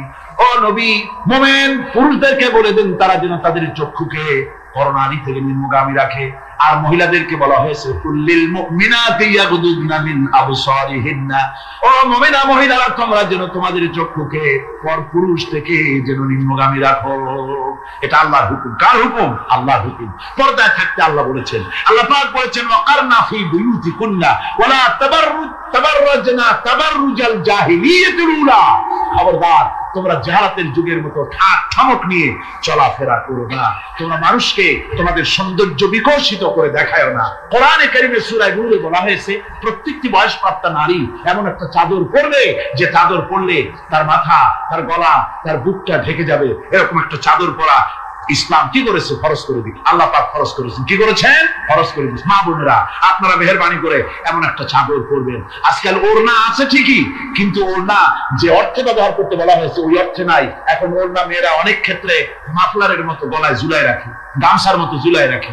এরকমের জন্য ওড়না ব্যবহার করতে বলা হয় নাই। ওড়না হলো মাথাটা, গলাটা, বুকটা ঢেকে যায় এবং একটু পুরু হতে হবে। পাতলা মশারি টেনা দিয়ে ওড়না বানাইলে হবে না, সেটা একটু পুরু হতে হবে, শালীন হতে হবে, মার্জিত হতে হবে। আমি একটি কথা আপনাদের বলি, এই বাংলাদেশে আজ পর্যন্ত যত নারীর মুখে এসিড পড়েছে, এসিড পড়ে নাই নারীর মুখে? বখাটের ছেলে যুবতী মেয়ের উপরে আকৃষ্ট হয়ে তাকে বিয়ের প্রস্তাব দিয়েছে বা কুপ্রস্তাব দিয়েছে, সে প্রত্যাখ্যান করেছে, পরে তার মনের ঝাল মিটাবার জন্য মুখে এসিড মারছে। আপনারা বলেন এমন কোন ঘটনা জানেন কিনা যে বোরখা পরিহিতা কোন মেয়ের মুখে এসিড পড়েছে? জানা আছে কিনা আপনারা? না, বলতে পারবেন বোরখা পরা মেয়েদের উপরে এগুলি হয় নাই। কারণ হলো সে আল্লাহর হুকুম রক্ষা করেছে। যে বোরখা পরেছে, চাদর পরেছে, সে কার হুকুম রক্ষা করেছে? ওই মহিলা আল্লাহর হুকুম রক্ষা করেছে। এবার আল্লাহর দায়িত্ব হয়েছে তার শরীর, তার ইজ্জতকে হেফাজত করা। মেয়েরা যদি ঠোঁটে রং লাগায়া, মাথার চুল খোলা রেখে রাস্তায় ঘুরে, রিক্সাওয়ালা পর্যন্ত ডাকে ভাবি সাহেব, দোকানে গেলে দোকানদার কয় আপা, আর যদি বোরখা পরা থাকে যে দেখে সেই কয় খালাম্মা, শাশি আম্মা, সম্মান করে কথা বলে, ঠিক কিনা? সুতরাং আমার মা বোনেরা, আপনাদের সম্মান আপনারা বজায় রাখুন, আপনার মেয়েদের মর্যাদা আপনারা বাড়ান। আপনারা হচ্ছেন হযরতে খাদিজার উত্তরসূরি, সুমাইয়ার উত্তরসূরি, হযরতে খাওয়ার উত্তরসূরি, হযরতে আয়েশার উত্তরসূরি। এই বাংলার জমিনে আপনাদেরকে জিহাদের ময়দানে আসতে হবে ইনশাআল্লাহ। সবাই বলেন ইনশাআল্লাহ। পুরুষের পাশাপাশি বাংলাদেশেও মহিলারা বোরখা পরিহিতা হয়ে আল্লাহর দ্বীন কায়েমের জন্য যদি প্রয়োজন হয়, হাজার হাজার মহিলা রাস্তায় মিছিলে বের হবে ইনশাআল্লাহ। সময় আসতে তরুণ, যুবক, মা বোন সবাইকে এই জিহাদে অংশগ্রহণ করতে। ফাতিমা রাদিয়াল্লাহু তাআলা আনহা ইন্তেকাল করলেন। কিছু সংখ্যক সাহাবীদের কাছে খবর দিয়া অল্প সময়ের ভিতরে জানাজার ব্যবস্থা করা হলো। হযরতে আবু যার গিফারী রাদিয়াল্লাহু তাআলা আনহু কবরের ভিতরে নেমে গেলেন। কবরের ভিতরে নেমে গিয়া হযরতে আবু যার বলেন, রে কবর, তোর ভিতরে আজকে কাকে রাখবো? তুই কি তা জানিস নাকি? কোনো জবাব আসে না। হযরতে আবু যার বলেন, কবর রে, তোর ভিতরে আজকে যাকে রাখবো তিনি হতেছেন হযরত ইমাম হাসান হোসেনের মা। বেহেশতের সমস্ত জওয়ানদের সরদার হবেন যারা, সেই দুইজনের মা তোর ভিতরে রাখবো। খবরদার বেয়াদবি করবি না। কোনো জবাব না পেয়ে হযরতে আবু যার বলেন, ওগো কবরের মাটি, তোর ভিতরে কাকে রাখবো কি জানিস? আসাদুল্লাহিল গালিব, দুনিয়ার সমস্ত কাফেরদের বিরুদ্ধে আল্লাহ রাব্বুল আলামিন যাকে বাঘ বানিয়ে পাঠালেন, সেই হযরতে আলী, তার স্ত্রী রেখে যাব। খবরদার বেয়াদবি করবি না। কোনো জবাব আসে না। হযরতে আবু যার বলেন, কবরের মাটি, তোর ভিতরে যাকে রাখবো তিনি হলেন খাতুনে জান্নাত, বেহেশতের সমস্ত মহিলাদের সরদারিনী হবেন যে ফাতেমা, তারে রেখে যাব তোর ভিতরে। খবরদার কোনো বেয়াদবি করবি না। আবার হযরতে আবু যার বলেন, কবরের মাটি, তোর ভিতরে কারে রাখবো কি জানিস?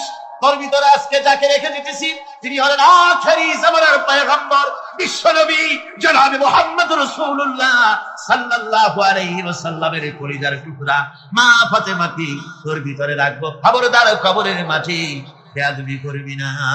কিতাবে এসেছে হযরতে আবু যারকে বাড়ি শুনতে পেলেন, আওয়াজ এলো, কি যেন বলতেছে, রে আবু যার, আমি ফাতেমা কি চিনি না, হাসান হোসেনের মা কি চিনি না, আলীর স্ত্রী চিনি না, রাসূলের মেয়ে মা ফাতেমা কি চিনি না। আমল যদি ভালো হয় আমার ভিতরে, আমল ভালো নিয়ে যে আসবে শান্তিতে থাকবে, আর আমল যদি খারাপ হয় আমার ভিতরে, তার অবস্থা চূড়ান্ত হয়ে যাবে। আমার ভাইরা, আমার বন্ধুগণ, আমলের উপরে ভিত্তি করে কিয়ামতের দিন নাজাত হবে। আমল যদি খারাপ হয়ে যায়, কিয়ামতের দিন কেউ তাকে বাঁচাতে পারবে না।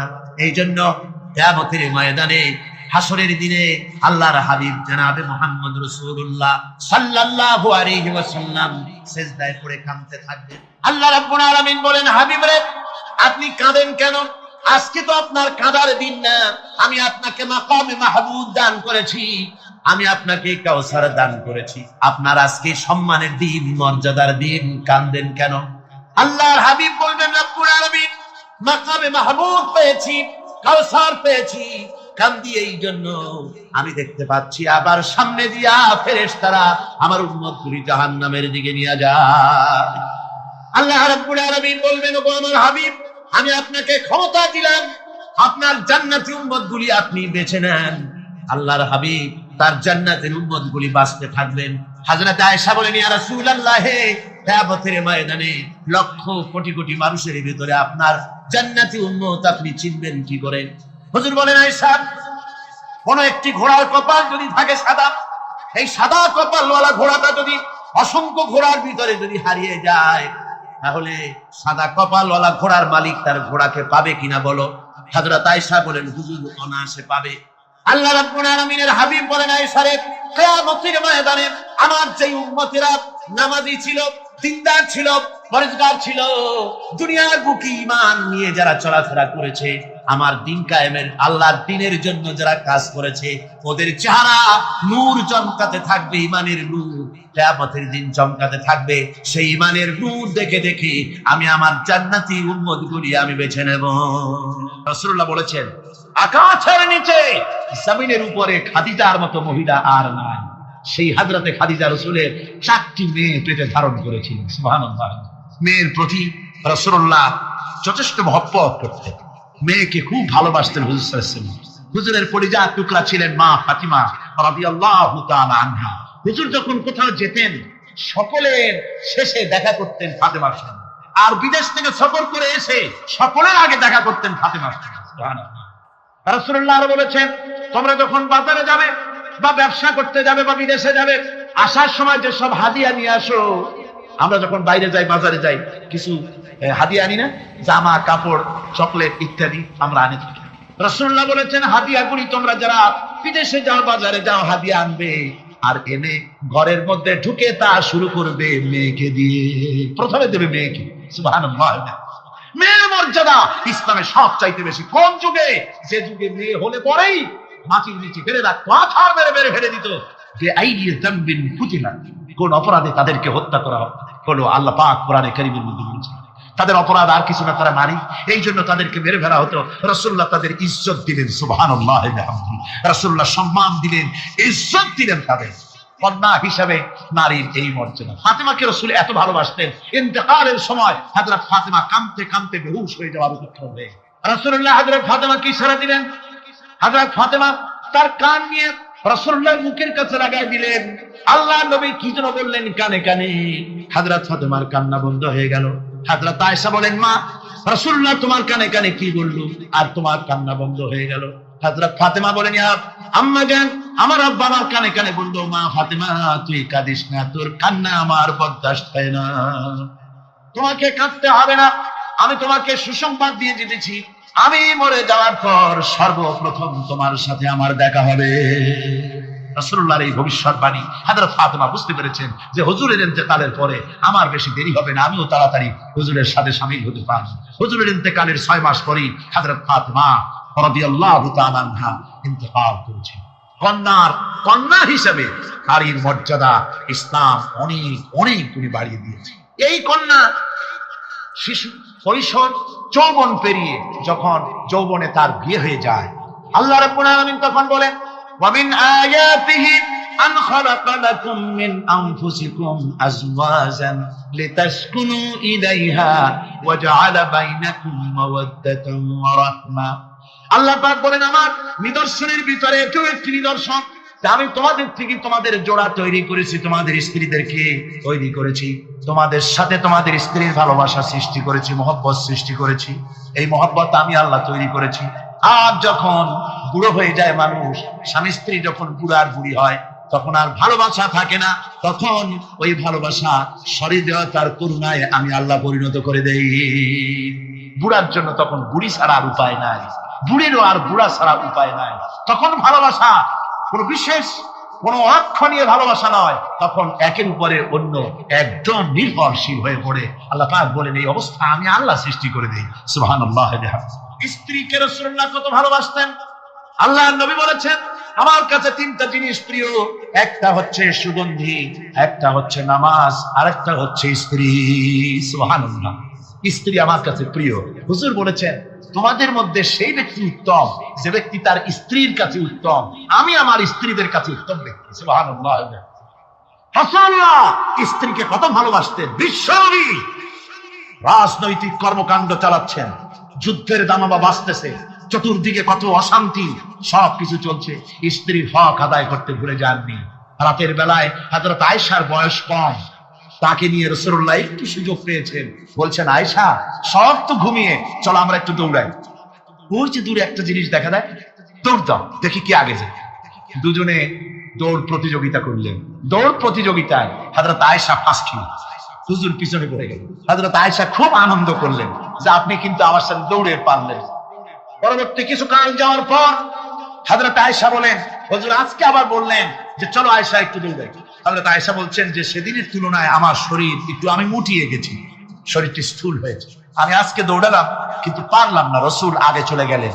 আমি হাঁপাতে হাঁপাতে যখন হুজুরের কাছে চলে গেছি, হুজুর তখন মুস্কি হেসে আমাকে বললেন, আয়েশা ওই সেই দিনের জবাব আজকে দিয়া দিলাম। সুবহানাল্লাহ বিহামদিহি, সুবহানাল্লাহ বিহামদিহি। বিশ্ব নবী কত আদর্শ বিশ্ব মানবতার জন্য। তিনি বলেছেন, আরাফাতের ময়দানে রাসূলুল্লাহ বলেছেন, তোমরা যেমন পড়বে তোমার স্ত্রীদেরকে তেমন পড়াবে, তোমরা যেমন খাবে তোমার স্ত্রীদেরকে তেমন খাওয়াবে, স্ট্যান্ডার্ড মেনটেন করবে। তুমি ভালো দামের কাপড় পরবে, স্ত্রীকে খারাপ দিবে তা নয়। অধিকার দুজনেরই সমান, স্বামী এবং স্ত্রী সমান অধিকার। কিন্তু আমরা তা বুঝতে পারি না, বুঝতে চাই না। আমরা অনেকে মনে করেছি বিয়ে যখন করছি তখন আমি তো নওয়াবজাদা রাসূলুল্লাহ খান, আর বউ তো কিনা দাসী। না, সে কিন্তু দাসী না, তার মর্যাদা আছে, তার সম্মান আছে। তার সম্মান আপনাকে দিতে হবে। রাসূলুল্লাহ দিয়েছে, আপনাকে দিয়েছে। রান্না বান্না হতে দেরি হয়, কত গালাগালি শুনতে হয় নারীকে। আল্লাহর নবীর স্ত্রী হযরত আয়েশা বলেছেন, আল্লাহর নবী কাজ করে, মানুষের সঙ্গে কথা বলে, রাষ্ট্রীয় দায়িত্ব পালন করে, ঘরের ভিতরে এসে যখন দেখেছেন রান্না হতে দেরি আছে, রাসূলুল্লাহ বিরক্ত হন নাই, ভুরু কুঞ্চিত করেন নাই, চোখ মোটা করেন নাই, আমাকে কোনো কথা শোনান নাই, বরং আমার কাছে বসে রান্নায় আমাকে সহযোগিতা করেছে। সুবহানাল্লাহ। এই হলো আল্লাহর রাসূল, এই হলো বিশ্ব নবী। স্ত্রীর সঙ্গে কি মহব্বত! সুবহানাল্লাহ। হুজুর মহব্বত করতেন স্ত্রীদেরকে। রাসূলুল্লাহর ঘরে দৌলত ছিল না, কিন্তু মহব্বত দিয়ে ভরা ছিল ঘরটা। হুজুরের ঘরে ফ্রিজ নাই, এসি নাই, হুজুরের ঘরে কার্পেট নাই, হুজুরের ঘরের মধ্যে জাজিম নাই, তোশক নাই, বড় বড় কম্বল নাই, আরামের কোনো জিনিস নাই, মডার্ন ইকুইপমেন্টস কিচ্ছু নাই, দৌলত নাই, কিন্তু মহব্বত দিয়ে ঘরটা ভরা। হযরত আয়েশা বলেছেন, আমি পানি পান করে, যখন আমি পানি পান করে গ্লাস রেখে দিতাম, আল্লাহর নবী তখন গ্লাসের সেই জায়গায় ঠোঁট লাগাতেন যেখানে আমি ঠোঁট লাগাইয়া পানি পান করেছি। আমি গোশত চিবোতাম, রাসূলুল্লাহ আমার হাত থেকে গোশত টুকরা দিয়া সেই জায়গায় চিবোতেন যেখানে আমি চিবুয়েছি। সুবহানাল্লাহ। আমার ভাইয়েরা, রাসূল তার স্ত্রীদেরকে মহব্বত করতেন, স্ত্রীরাও রাসূলকে মহব্বত করতেন দারুণ ভাবে। একবার হযরত আয়েশা সিদ্দিকা রাদিয়াল্লাহু তাআলা আনহা হুজুরকে গোসল করাতে ছিলেন, মাথার উপরে পানি ঢালতেছেন, হুজুর একটা চকির উপরে বা একটা তক্তার উপরে বসে আছেন। গোসলের পানির ভিতরে রাসূলুল্লাহ দেখতে পেলেন রক্তের মতো কি যেন প্রবাহিত হয়ে যাচ্ছে। হুজুর জিজ্ঞেস করেন, আয়েশা রে, পানির ভিতরে রক্তের মতো কি দেখা যায়? হযরত আয়েশা বলেন, হুজুর আপনি যখন বসেছিলেন অসতর্ক মুহূর্তে তক্তার নিচে আমার একটা আঙ্গুল পড়েছিল পায়ে, আঙ্গুলটা ফেটে বোধহয় রক্ত বেরোতেছে। রাসূলুল্লাহ তাড়াতাড়ি করে উঠলেন আর ওই আঙ্গুলকে ব্যান্ডেজ করে দিলেন। রাসূলুল্লাহ বললেন, আয়েশা রে, আঙ্গুল ফেটে গেছে, একটু আহাহু পর্যন্ত করলে না, এতক্ষণ তুমি কষ্ট করলে কেন? হযরত আয়েশা বলেন, ইয়া রাসূলুল্লাহ, ওটা তো একটা পায়ের আঙ্গুল। আয়েশার কলিজাটা ফেটে যদি রক্ত বেরোতো, রাসূলুল্লাহকে উঠতে বলতে আমি পারতাম না। কি মহব্বত রাসূলের সাথে!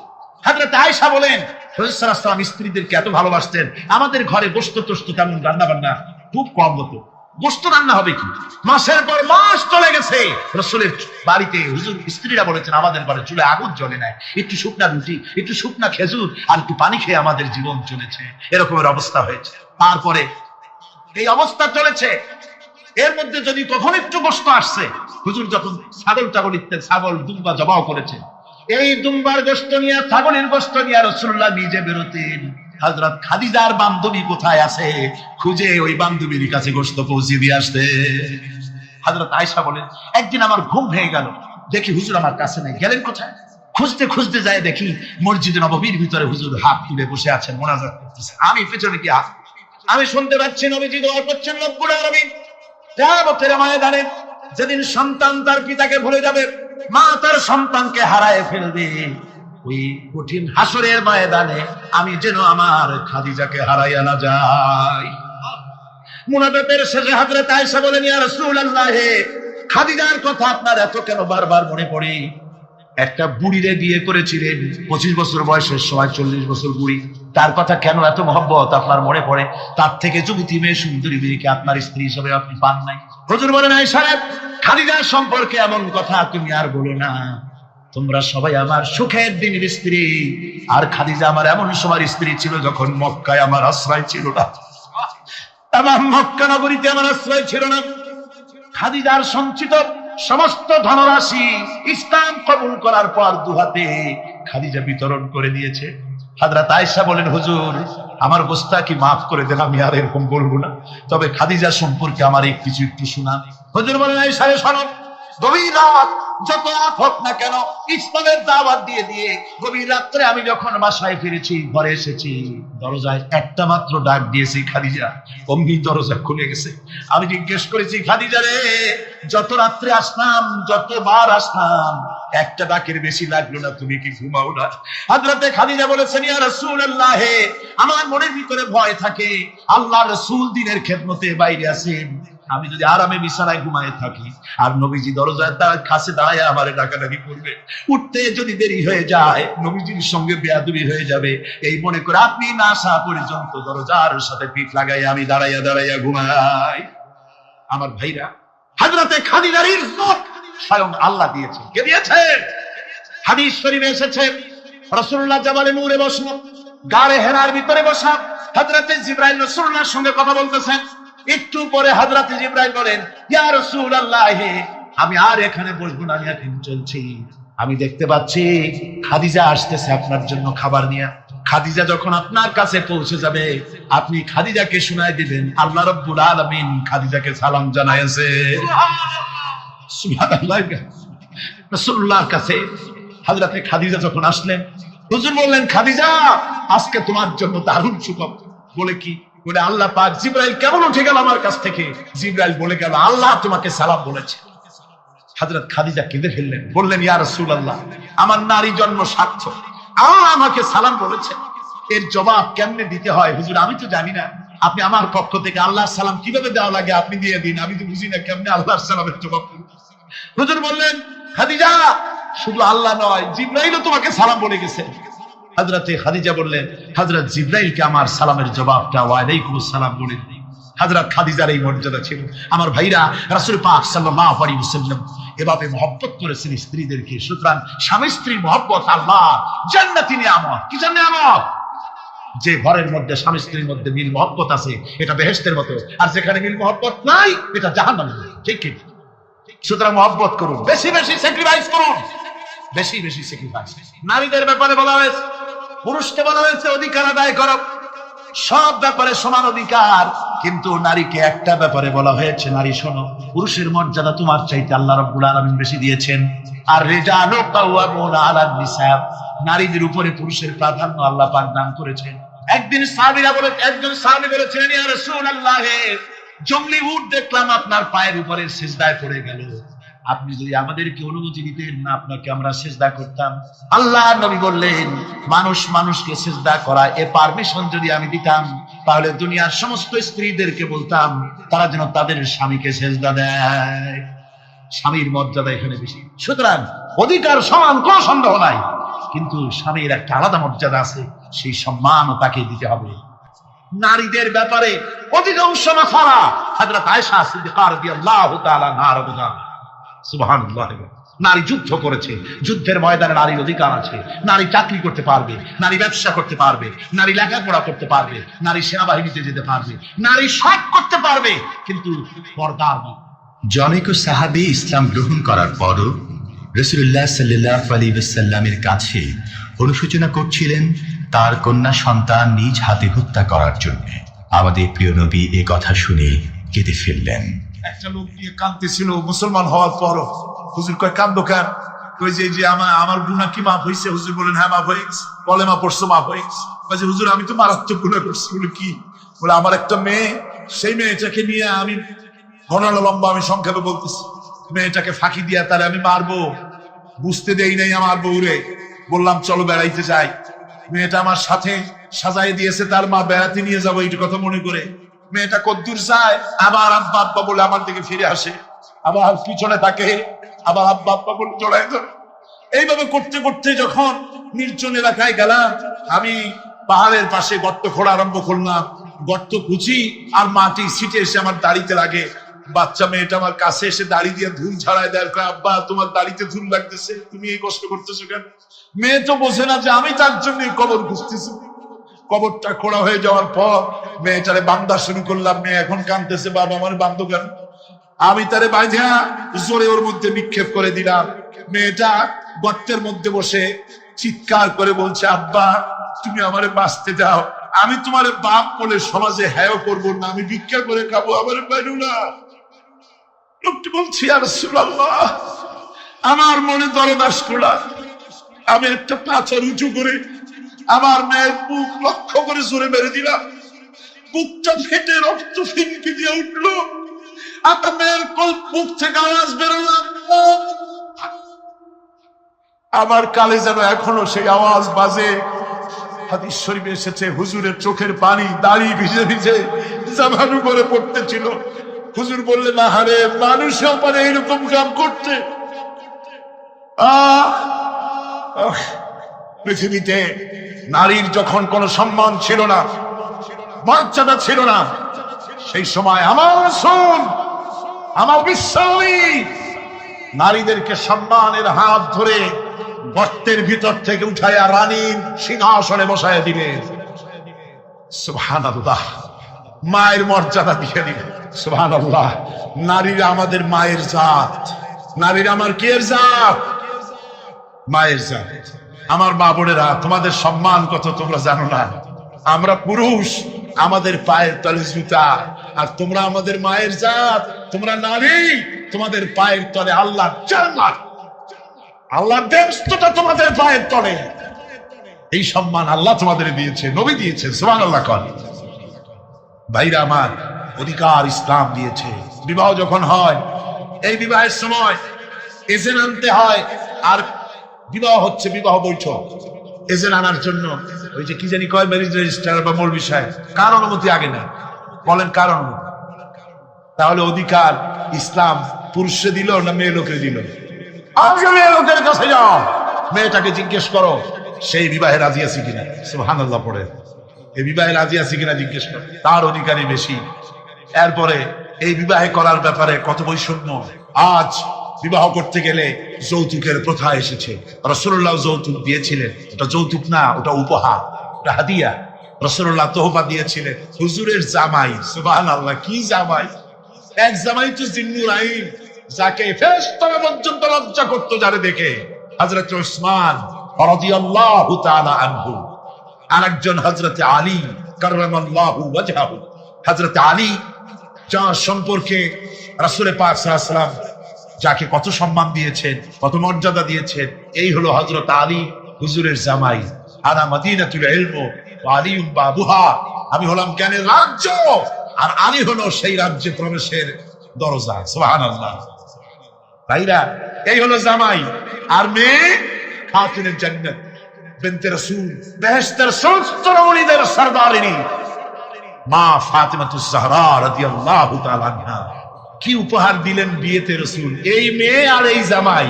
উপহার হলো খেজুরের ছোবড়ার একটা তোষক, পানি উঠাবার জন্য একটা মশক, আর আটা পেশা একটা জাত। এই হলো নবীর মেয়ে আর জামাইয়ের জন্য। আল্লাহ বলেন, নবী শোনায় দাও, কুল আসা আন ইয়াকুনা করিবা। বেশি দেরি নাই, হতে পারে খুবই তাড়াতাড়ি। কি বলা যায়, সে সময়টা অতি নিকটবর্তী হয়ে যেতে পারে, খুবই নিকটবর্তী সে সময়, সেটা বেশি দেরি হওয়ার কথা নয়। আল্লাহ পাক এবার মানুষকে যুক্তি দিয়ে বোঝাচ্ছেন। কোরআনে কারীম মানতে মানুষ অস্বীকার করলে আল্লাহ ডান্ডার ব্যবস্থা করেন নাই। নবীজিকে বলেছেন, ইন্নামা আনতা মুযাক্কিরুন লাস্তা আলাইহিম বিমুসাইতির। নবী, আপনি একজন উপদেশক, উপদেশ দিয়ে যান। আপনাকে দারোগা করে বানাই নাই লাঠি চার্জ করার জন্য, পিটাইয়া মানুষ হেদায়েত করার দরকার। মানুষকে বুঝান, যুক্তি দিয়া বুঝান। আল্লাহ নিজে যুক্তি দিচ্ছেন, আনতুম আশাদ্দু খালকান আমিস সামাউ বানাহা। ওই কাফেরেরা, তোমরা যারা পরকালকে অস্বীকার করো, তোমাদেরকে উঠাইতে পারবো না যারা তোমরা বলছো, তোমাদেরকে সৃষ্টি করা কঠিন না ওই বিশাল আকাশটাকে সৃষ্টি করা কঠিন? ওই বিশাল আকাশটাই তো আমি আল্লাহ সৃষ্টি করেছি, জোরে কোন সুবহানাল্লাহ। তত বড় আকাশটারে যিনি বানাইতে পারলেন, সেই খোদা বুঝি তোমাকে তৈরি করতে পারবে না? আল্লাহ পাক বলছেন, ফানজুর ইলা আসারি রাহমাতিল্লাহি কাইফা ইউহিল আরদা বা'দা মাউতিহা। লক্ষ্য করে দেখো, এই পৃথিবীর মাটিকে আল্লাহ কিভাবে জিন্দা করেন, মুর্দা মাটি। এই মাটি চৈত্র বৈশাখ মাসে প্রখর রোদে মাটি ফেটে চৌচির হয়ে যায়। এই ফেটে যাওয়া চৌচির মাটিতে আল্লাহ পাক বৃষ্টির পানি দিয়ে এই মাটিকে, এই মৃত্যু মাটিকে আল্লাহ পাক যেভাবে জিন্দা করেন, ইন্না যালিকা লামুহিল মাউতা ওয়া হুয়া আলা কুল্লি শাইইন কাদির। সে আল্লাহ পাক তোমরা মরলে পরে আবার এভাবে জিন্দা করতে পারবেন, জোরে কোন সুবহানাল্লাহ। আমার ভাইয়েরা, আল্লাহ পাকের পরে বলেন, দেখো মৃত্যু জমিনকে কেমনে জিন্দা করি। আল্লাহুল্লাযী আরসালার রিয়াহা ফাতুসিরু সাহাবা ফাসুকনাহু ইলা বালাদিন মাইতিন ফাআহইয়ানা বিহিল আরদা বা'দা মাউতিহা কাযালিকান নুশুর। আমি আল্লাহ রাব্বুল আলামিন ওই সমুদ্রের নোনা পানিগুলোকে, সমুদ্রের লবণাক্ত পানিগুলিকে বাষ্পীয় আকারে উত্থিত করে মেঘমালায় পরিণত করি, আর এরপরে বাতাসকে হুকুম করি, বাতাস এই মেঘটারে টেনে নিয়ে যাও অমুক জায়গায়। মেঘ চলে এলো, আল্লাহ রাব্বুল আলামিন বলেন, মেঘ এবার বিন্দু বিন্দু করে বৃষ্টি বর্ষণ করে দে। আমার হুকুমে ওই পানিগুলি বৃষ্টি হয়ে বিন্দু বিন্দু হয়ে জমিনে পতিত হয়। আল্লাহ বলেন, এভাবে করে বৃষ্টির পানি দিয়া মরা জমিনকে জিন্দা করে দিয়া নববধূ গর্ভধারণের যেমন প্রস্তুতি নেয়, বৃষ্টির পানি পায়া মরা জমিন তেমন ফসল ধারণের জন্য প্রস্তুতি নিয়ে নেয়।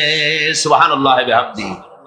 এইটা যেভাবে আমি করি, কাযালিকান নুশুর, এইভাবে করে তোমাদের কি কিয়ামতের দিন আমি জিন্দা করতে পারবো? কেমনে অস্বীকার করো? কাইফা তাকফুরুনা বিল্লাহি ওয়া কুনতুম আমওয়াতান ফাহইয়াকুম সুম্মা ইউমীতুকুম সুম্মা ইলাইহি তুরজাউন। কি করে তুমি আমাকে, আমি আল্লাহকে অস্বীকার করো? কুনতুম আমওয়াতান, তুমি ছিলে নিষ্প্রাণ, ফাহইয়াকুম, এরপরে আমি তোমাকে জিন্দা করলাম, সুম্মা ইউমীতুকুম, এরপরে তোমাকে আমি মৃত্যু করব, সুম্মা ইউহয়ীকুম, এরপরে তোমাদেরকে আবার আমি জিন্দা করব, সুম্মা ইলাইহি তুরজাউন, এবার এরপরে তোমাদের সকলকেই আমার কাছে ফিরে আসতে হবে। দেখেন না, আমরা যখন মানুষকে কবরে রাখি, কবরে রাখিয়া তারপরে উপরে মাটি দিয়ে কি বলেন আপনারা? মিনহা খালাকনাকুম, পড়েন, মিনহা খালাকনাকুম ওয়া ফিহা নুঈদুকুম ওয়া মিনহা নুখরিজুকুম তারাতান উখরা। এ বান্দা, এই মাটি দিয়া তোরে তৈরি করা হয়েছিল, এ মাটির ভিতরে রেখে গেলাম, আবার এই মাটি থেকে আল্লাহ রাব্বুল আলামিন তোমারে জিন্দা করবেন। কিয়ামতের ময়দানে সকলকে উঠতে হবে সেখানে আল্লাহর দরবারে। আল্লাহ পাক বলছেন, বান্দা কেমনে অস্বীকার করো? ইন কুনতুম ফি রাইবিম মিনাল বা'স ফাইন্না খালাকনাকুম মিন তুরাব। পরকালকে যারা অস্বীকার করো, কিয়ামতে উঠতে হবে, এটাকে কিভাবে অস্বীকার করো? চিন্তা করে দেখো, তুমি নিষ্প্রাণ মাটি ছিলে, সেই মাটি দিয়েই আমি তোমাকে তৈরি করেছি। আবার আল্লাহ পাক মানুষকে আরো বুঝান, কিয়ামত আছে, পরকাল হবে, আল্লাহর দরবারে উঠতে হবে। আলাম ইয়াকুন নুতফাতাম মিন মানিজ্জিন ইউমনা, তুমি কি মাতৃগর্ভে নিক্ষিপ্ত এক ফোঁটা পানি ছিলে না? ثم كان علقة فخلق فسوى এরপরে তোমাকে মাংসপিণ্ডে, জমাট রক্তে মাংসপিণ্ডে পরিণত করা হলো। এরপরে তোমাকে সুন্দর করে তোমাকে সুগঠিত করা হলো। فجعل منه الزوجين الذكر والأنثى এরপরে মাতৃগর্ভের ভিতরে আমি এটাকে পুরুষ বানালাম, কন্যা সন্তান অথবা পুত্র সন্তানে পরিণত করলাম। এইটা যে পেরেছে, যিনি পেরেছেন, আলাইসা যালিকা বিকাদিরিন আলা আইয়ুহিয়াল মাউতা, সে আল্লাহর পক্ষে কি সম্ভব নয় যে তোমার মৃত্যুর পরে তিনি আবার জিন্দা করতে পারবেন? কি বলেন সম্ভব না? তিনি পারবেন না? নিশ্চয়ই তিনি আবার কিয়ামতের মাঠে আমাদেরকে হাজির করতে পারবেন, এতে কোনো সন্দেহ নাই। আল্লাহ পাক সেই জন্য এখানে বলতেছেন যে ওরা বাল কাযযাবু বিসসাম, ওরা আসলেই পরে কালকে অস্বীকার করেছে। আপনি যে নবী এতে কোনো সন্দেহ নাই। আপনি খানা খান, আপনি বাজারে যান, এটাই মূল আপত্তির বিষয় না। মূল কথা হলো তারা পরকালকে অস্বীকার করেছে। আল্লাহ পাক বলেন ওয়া আন্নাস সাআতা আতিয়াতুন লা রাইবা ফিহা, অবশ্যই সে সময় আসবে, সে কিয়ামত আসবেই, এতে কোনো সন্দেহ নাই। ওয়া আন্নাল্লাহা ইয়াবআসু মান ফিল কুবুর, আর আল্লাহ পাক তিনি কবরের মধ্যে অন্তর্হিত যা কিছু আছে সবাইকে কিয়ামতের দিন আল্লাহ পাক ময়দানে উঠাবেন। কিয়ামতে আল্লাহর দরবারে সকলকে হাজির হতে হবে। আমার বন্ধুগণ, আল্লাহ পাক বলেন وَلَقَدْ خَلَقْنَا الْإِنسَانَ مِنْ سُلَالَةٍ مِنْ طِينٍ, লক্ষ্য করো, তুমি ছিলে মাটির নির্যাস থেকে তোমাকে তৈরি করা হয়েছে। শুধু মাটির নির্যাস থেকে তোমাকে কোনো মডেল ছাড়া, কোন ধরনের আদর্শ ছাড়া, কোন ধরনের নমুনা ছাড়া তোমাকে সৃষ্টি করা হলো। সুম্মা জাআলনাহু নুতফাতান ফি কারারিম মাকিন, এরপরে মাতৃগর্ভের একটা অত্যন্ত সুরক্ষিত জায়গায় তোমাকে সংরক্ষণ করা হয়েছিল। সুম্মা খালাকনান নুতফাতা আলাকাতান ফাখালাকনাল আলাকাতা মুদগাম, রক্তপিণ্ডকে, নাপাক পানিকে জমাট রক্ত করেছি, জমাট রক্তকে আমি আবার গোশত পিণ্ডে পরিণত করেছি। ফাকাসাউনাল ইযামা লাহমা, এরপরে সুন্দর করে চামড়া দিয়া, গোশত দিয়ে একটা আকৃতি তোমাকে দান করেছি। সুম্মা আনশানাহু খালকান আখারা ফাতাবারাকাল্লাহু আহসানুল খালিকিন, এরপরে সুন্দর একটা বিশেষ একটা আকৃতি দিয়ে তোমাকে আমি সুন্দর করে সুগঠিত করে তোমাকে তৈরি করেছি। সুম্মা ইন্নাকুম বা'দা যালিকা লামাইতুন, এরপরে আমি আল্লাহ রাব্বুল আলামিন তোমাকে মৃত্যু দেব, অবশ্যই তোমাকে মৃত্যুবরণ করতে হবে। সুম্মা ইন্নাকুম ইয়াওমাল কিয়ামাতি তুবআসুন, এরপরে কিয়ামতের দিন আসবে, ওই বিশেষ মুহূর্ত আসবে, সেই নির্দিষ্ট সময় আসবে, ওই কিয়ামতের মাঠে আল্লাহর দরবারে তোমাদের সকলকে উঠতে হবে, কোনো সন্দেহ তাতে নাই। আল্লাহ পাক বলছেন وَأَعْتَدْنَا لِمَنْ كَذَّبَ بِالسَّاعَةِ سَعِيرًا, আমার এই পরকালকে, এই আখিরাতকে, কিয়ামতের দিনকে যারা অস্বীকার করবে, যারা মিথ্যা মনে করবে, আমি তাদেরকে জ্বলন্ত আগুনের শাস্তি তাদের জন্য রেখেছি। জোরে বলেন নাউজুবিল্লাহ। সেই কিয়ামত যে দিনটা আল্লাহ পাক মানুষের জন্য রেখেছেন, সেই কিয়ামতের অবস্থা বড়ই মারাত্মক। মানুষেরা তা জানে না। মানুষ যদি তা বুঝতে পারতো, জানতে পারতো, তাহলে মানুষেরা গুনাহের কাজ করতে পারতো না। আপনারা কি চিন্তা করেন, ওই যে কাফের গুলি মক্কার জীবনে, রাসূল পাক সাল্লাল্লাহু আলাইহি ওয়াসাল্লামের মক্কি জিন্দেগিতে যে সমস্ত মানুষগুলি চুরি করতো, ডাকাতি করতো, জিনা করতো, বদমাশি করতো, মানুষ হত্যা করতো, এই লোকগুলি ফিরে আসতো কিসের কারণে? তাদেরকে এই আখিরাতের কথা বলা হয়েছে, এই পরকালের কথা বলা হয়েছে। কোরআন শরীফে আল্লাহ রাব্বুল আলামিন পরকালের কথা, মৃত্যুর কথা, কিয়ামতের কথা, হাসরের কথা, সিরাতের কথা, মিজানের কথা, মওতের কথা যত বলেছেন, জান্নাতের কথা যত জায়গায় যতগুলা বলেছেন, সবগুলি আয়াতে কারিমা যদি এক জায়গায় করা যায় তাহলে পুরা কোরআন শরীফের 1/3 10 পারার সমান হবে। জোরে বলেন সুবহানাল্লাহ। যেহেতু পরকালের চিন্তা ছাড়া মানুষের জীবন পরিচ্ছন্ন হতে পারে না, সুন্দর হতে পারে না, অপরাধ মুক্ত হতে পারে না। আল্লাহ পাক বলেন সেই দিনটি বড়ই ভয়ানক, বিপজ্জনক। ওই দিনটির ব্যাপারে আল্লাহ পাক তার বান্দাদেরকে সতর্ক করে দিয়েছেন, বান্দারা সতর্ক হয়ে যাও, এইভাবে দিন যাবে না, কিয়ামত আসবে। আর ওই কিয়ামত এত মারাত্মক হবে, আল্লাহ সতর্ক করছেন বান্দাদেরকে, ইয়া আইয়ুহান নাসুত্তাকু রাব্বাকুম ইন্না যালজালাতাস সাআতি শাইউন আযীম। হে মানব সকল, আত্মরক্ষা করো খোদার গজব থেকে, আল্লাহর গজব থেকে আত্মরক্ষা করো। ইন্না যালজালাতাস সাআতি শাইউন আযীম, সেই কিয়ামতের সেই কম্পন খুবই মারাত্মক, খুবই ভয়াবহ কম্পন সৃষ্টি হবে সেদিন। ইয়াউমা তারাউনাহা তাযহালু কুল্লু মুরদিআতিন আম্মা আরদাআত। সেদিন দেখতে পাবে স্তন্যদায়িনী মা, যে মা তার সন্তানকে দুধ দেয়, ওই মাও তার দুধের বাচ্চার কথা ভুলে যাবে, মনে থাকবে না। আল্লাহ রাব্বুল আলামিন বলেন, ওয়াতাদাউ কুল্লু যাতিন হামলিন হামলাহা। গর্ভধারিণী মেয়ে লোক, তাদের গর্ভ খসে পড়বে।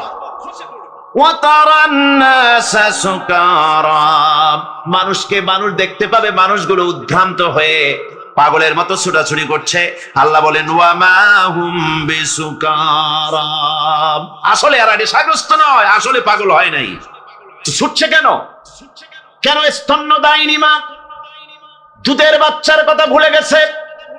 গর্ভধারিণী গর্ভবতী নারী, তার গর্ভ খসে পড়েছে, মানুষ পাগলের মতো দৌড়াচ্ছে। কারণ কি? পাগল তো হয় নাই। আল্লাহ বলেন আসল কারণ হলো ওয়ালাকিন্না আযাবাল্লাহি শাদীদ, আল্লাহর ভয়ঙ্কর আযাব। আর এই সব দৃশ্য, এই সব কম্পন মানুষের মধ্যে ত্রাস সৃষ্টি করে দিয়েছে, এই অবস্থার সৃষ্টি করেছে।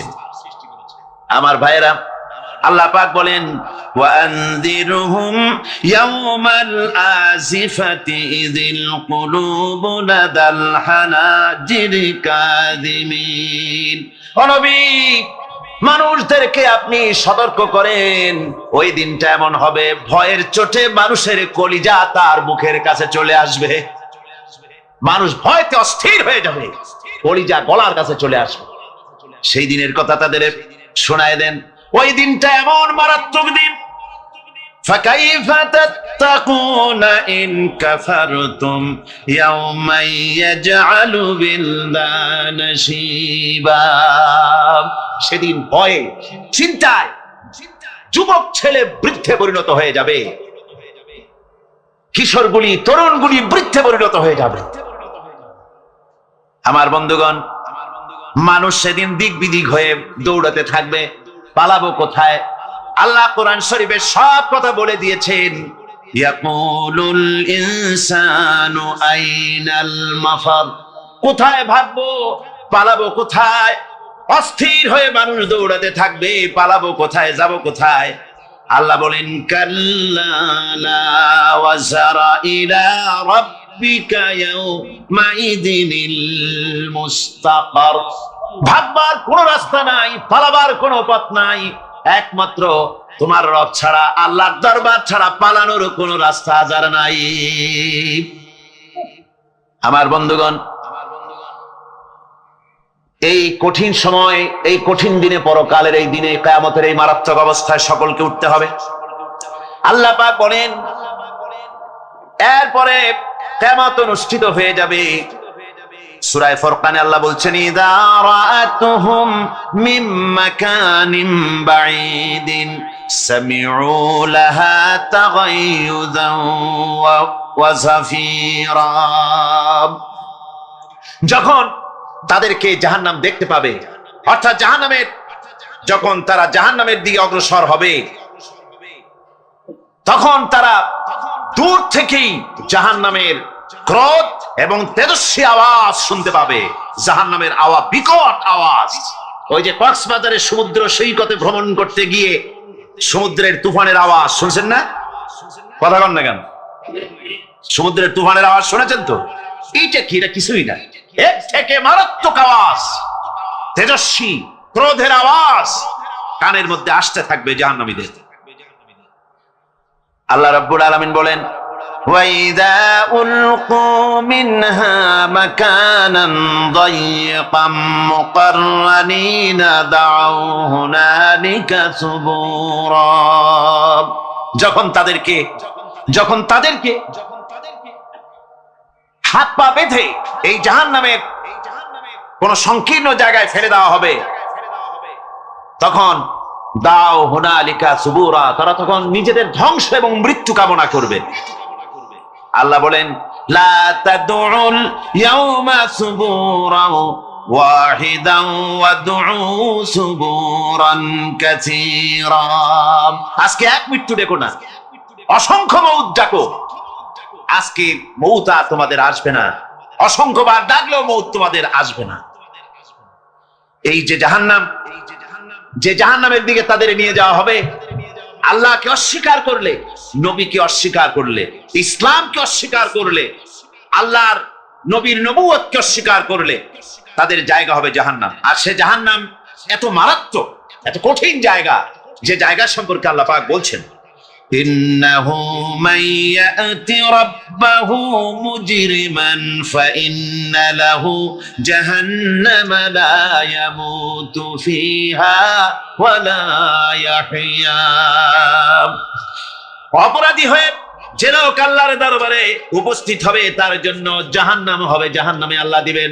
আর ওই জাহান্নামে যখন লোকটা পড়ে যাবে, জাহান্নামের অবস্থা এমন হবে, লা ইয়ামুতু ফিহা ওয়া লা ইয়াহইয়া, সে বাঁচবেও না মরবেও না, জীবন মৃত্যু একটা অবস্থা সৃষ্টি হবে।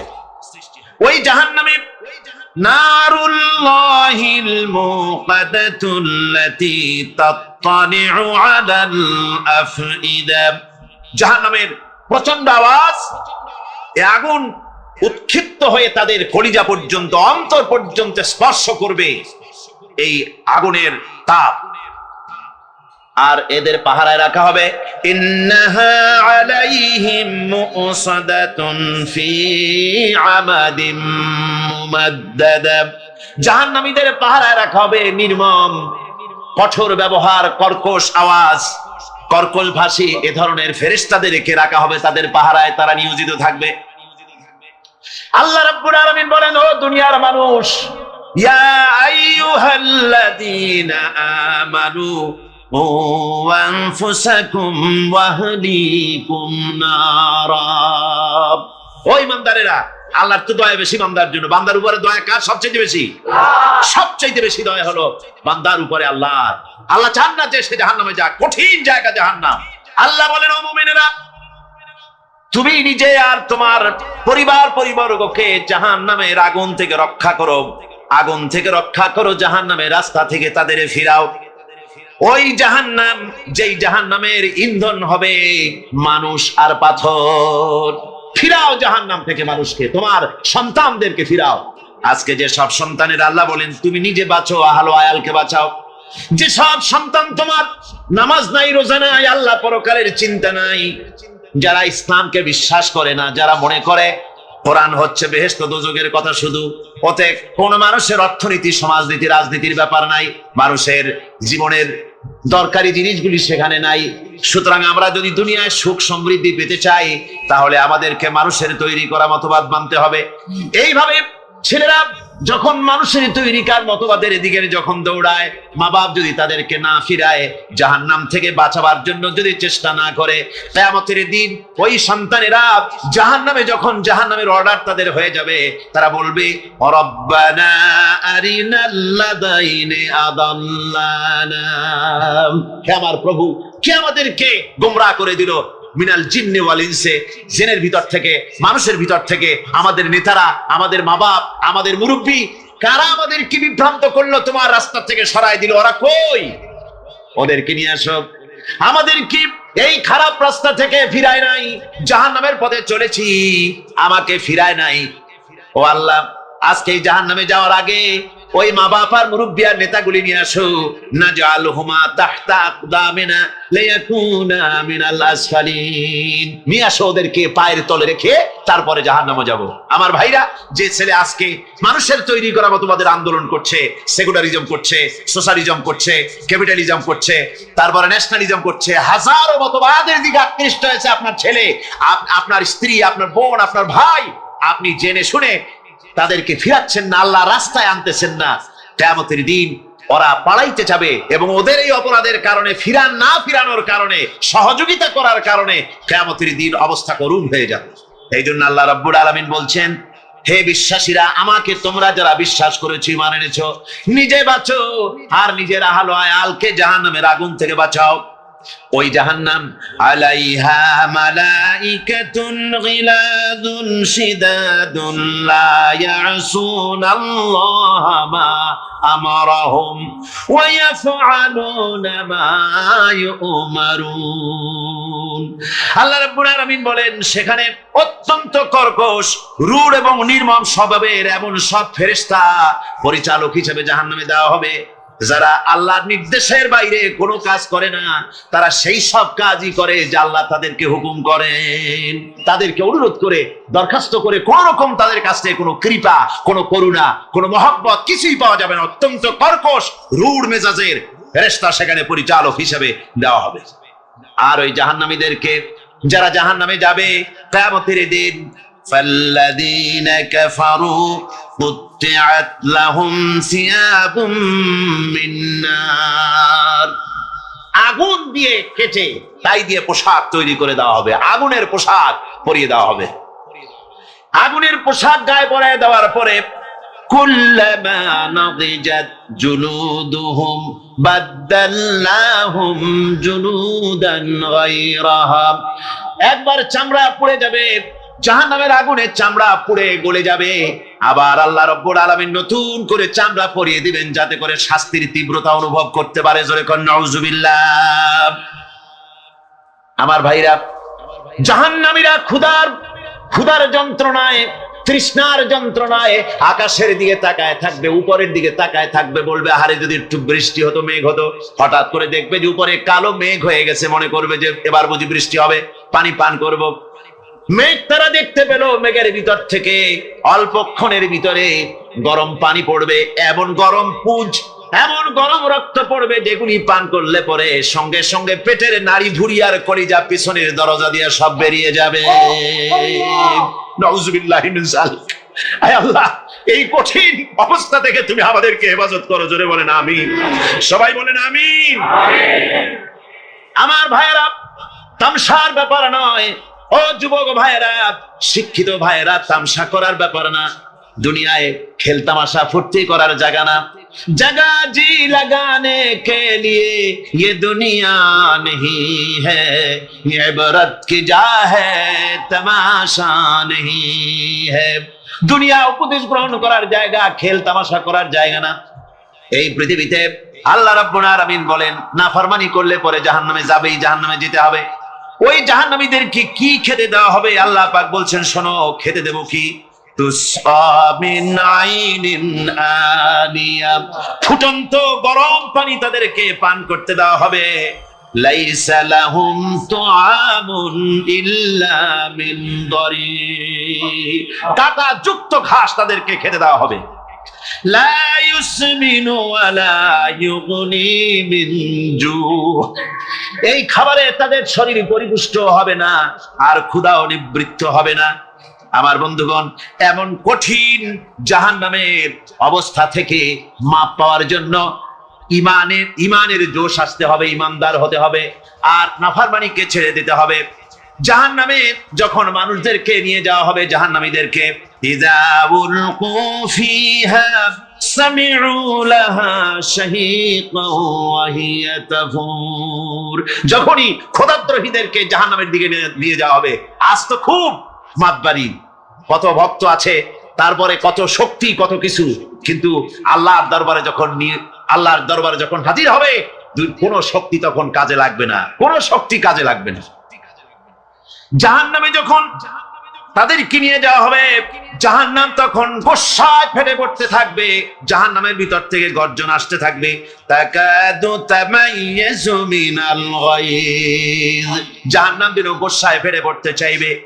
কুল্লামা উলকিয়া ফিহা ফাওজুন সাআলাহুম খাজানাতুহা আলাম ইয়াতিকুম নাদির।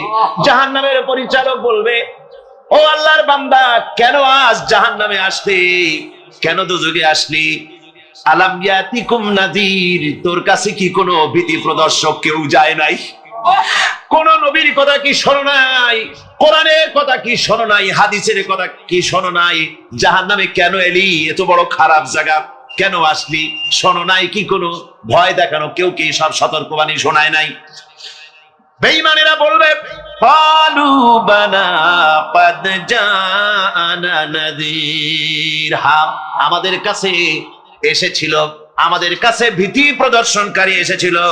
ফাকাযযাবনা ওয়া কুলনা মা নাযালাল্লাহু মিন শাই, এসেছিল কিন্তু আমরা বলেছি বেটা মিথ্যে কথা বলে। জোরে কর নাউযুবিল্লাহ। বেটা মিথ্যে কথা বলে। কিসের বেহেশত, কিসের দোজখ?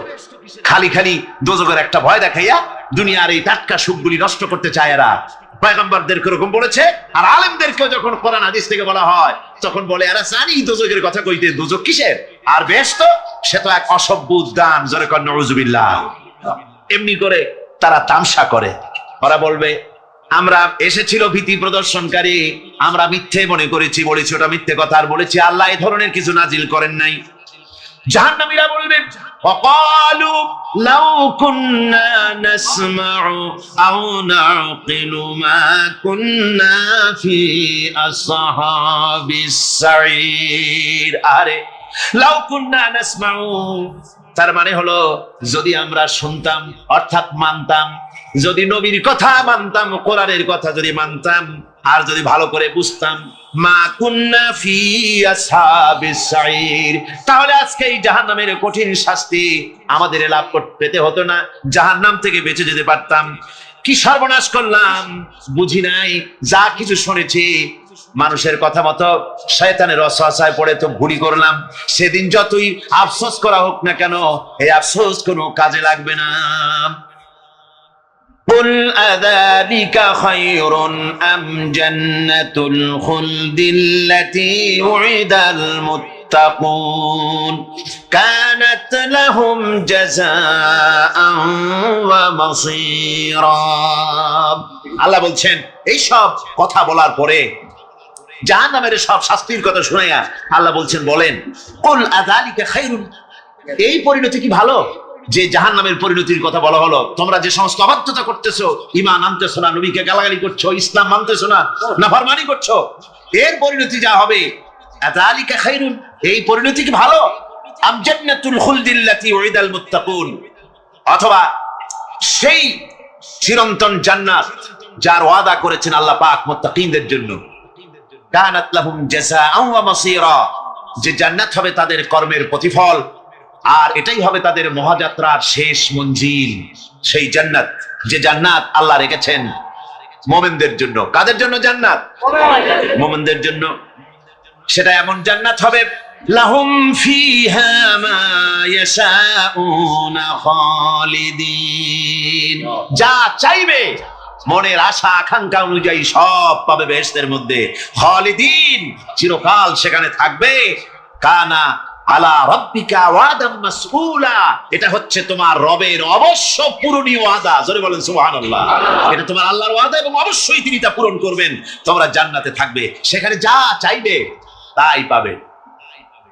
একজন বলছিল জান্নাতে যাইয়া যা চাইবো তাই যদি পাই তাহলে তো খুব ভালো কথা। কয় যে হুজুর আমার তো হোক্কা খাওয়ার দারুণ অভ্যাস, তা বেহেশতের মধ্যে হোক্কা পাবো? বুজুর্গ ব্যক্তি বলছেন, আল্লাহর বান্দা, বেহেশতে যাইয়া যদি তুমি হোক্কা খাইতে চাও তো আল্লাহ তোমার হোক্কা দিবেন, কিন্তু আল্লাহর কসম করে বলতে পারি বেহেশতে যাইয়া এমন পচা জিনিস খাওয়ার তোমার ইচ্ছে জাগবে না। এত ভালো জিনিস তুইয়া এই পচা জিনিস খাওয়ার ইচ্ছা তোমার জাগবে না মনের ভিতরে। বেহেশত আল্লাহ রাব্বুল আলামিন মুমিনদের জন্য রেখেছেন। আমার ভাইরা, সে বেহেশতের বর্ণনা কোরআনে কারীমের মধ্যে আল্লাহ দিয়েছেন। একদিকে জাহান্নাম, কোরআনের বর্ণনা কত সুন্দর। জাহান্নামের কথা শুনতে শুনতে লোকেরা আল্লাহর ভয়তে হতাশ হয়ে যেতে পারে, আল্লাহর ভয়তে। সেই জন্য যত জায়গায় জাহান্নামের বর্ণনা আছে, সাথে সাথে আবার আশার সঞ্চার করার জন্য আল্লাহ জান্নাতের কথা বলেছেন।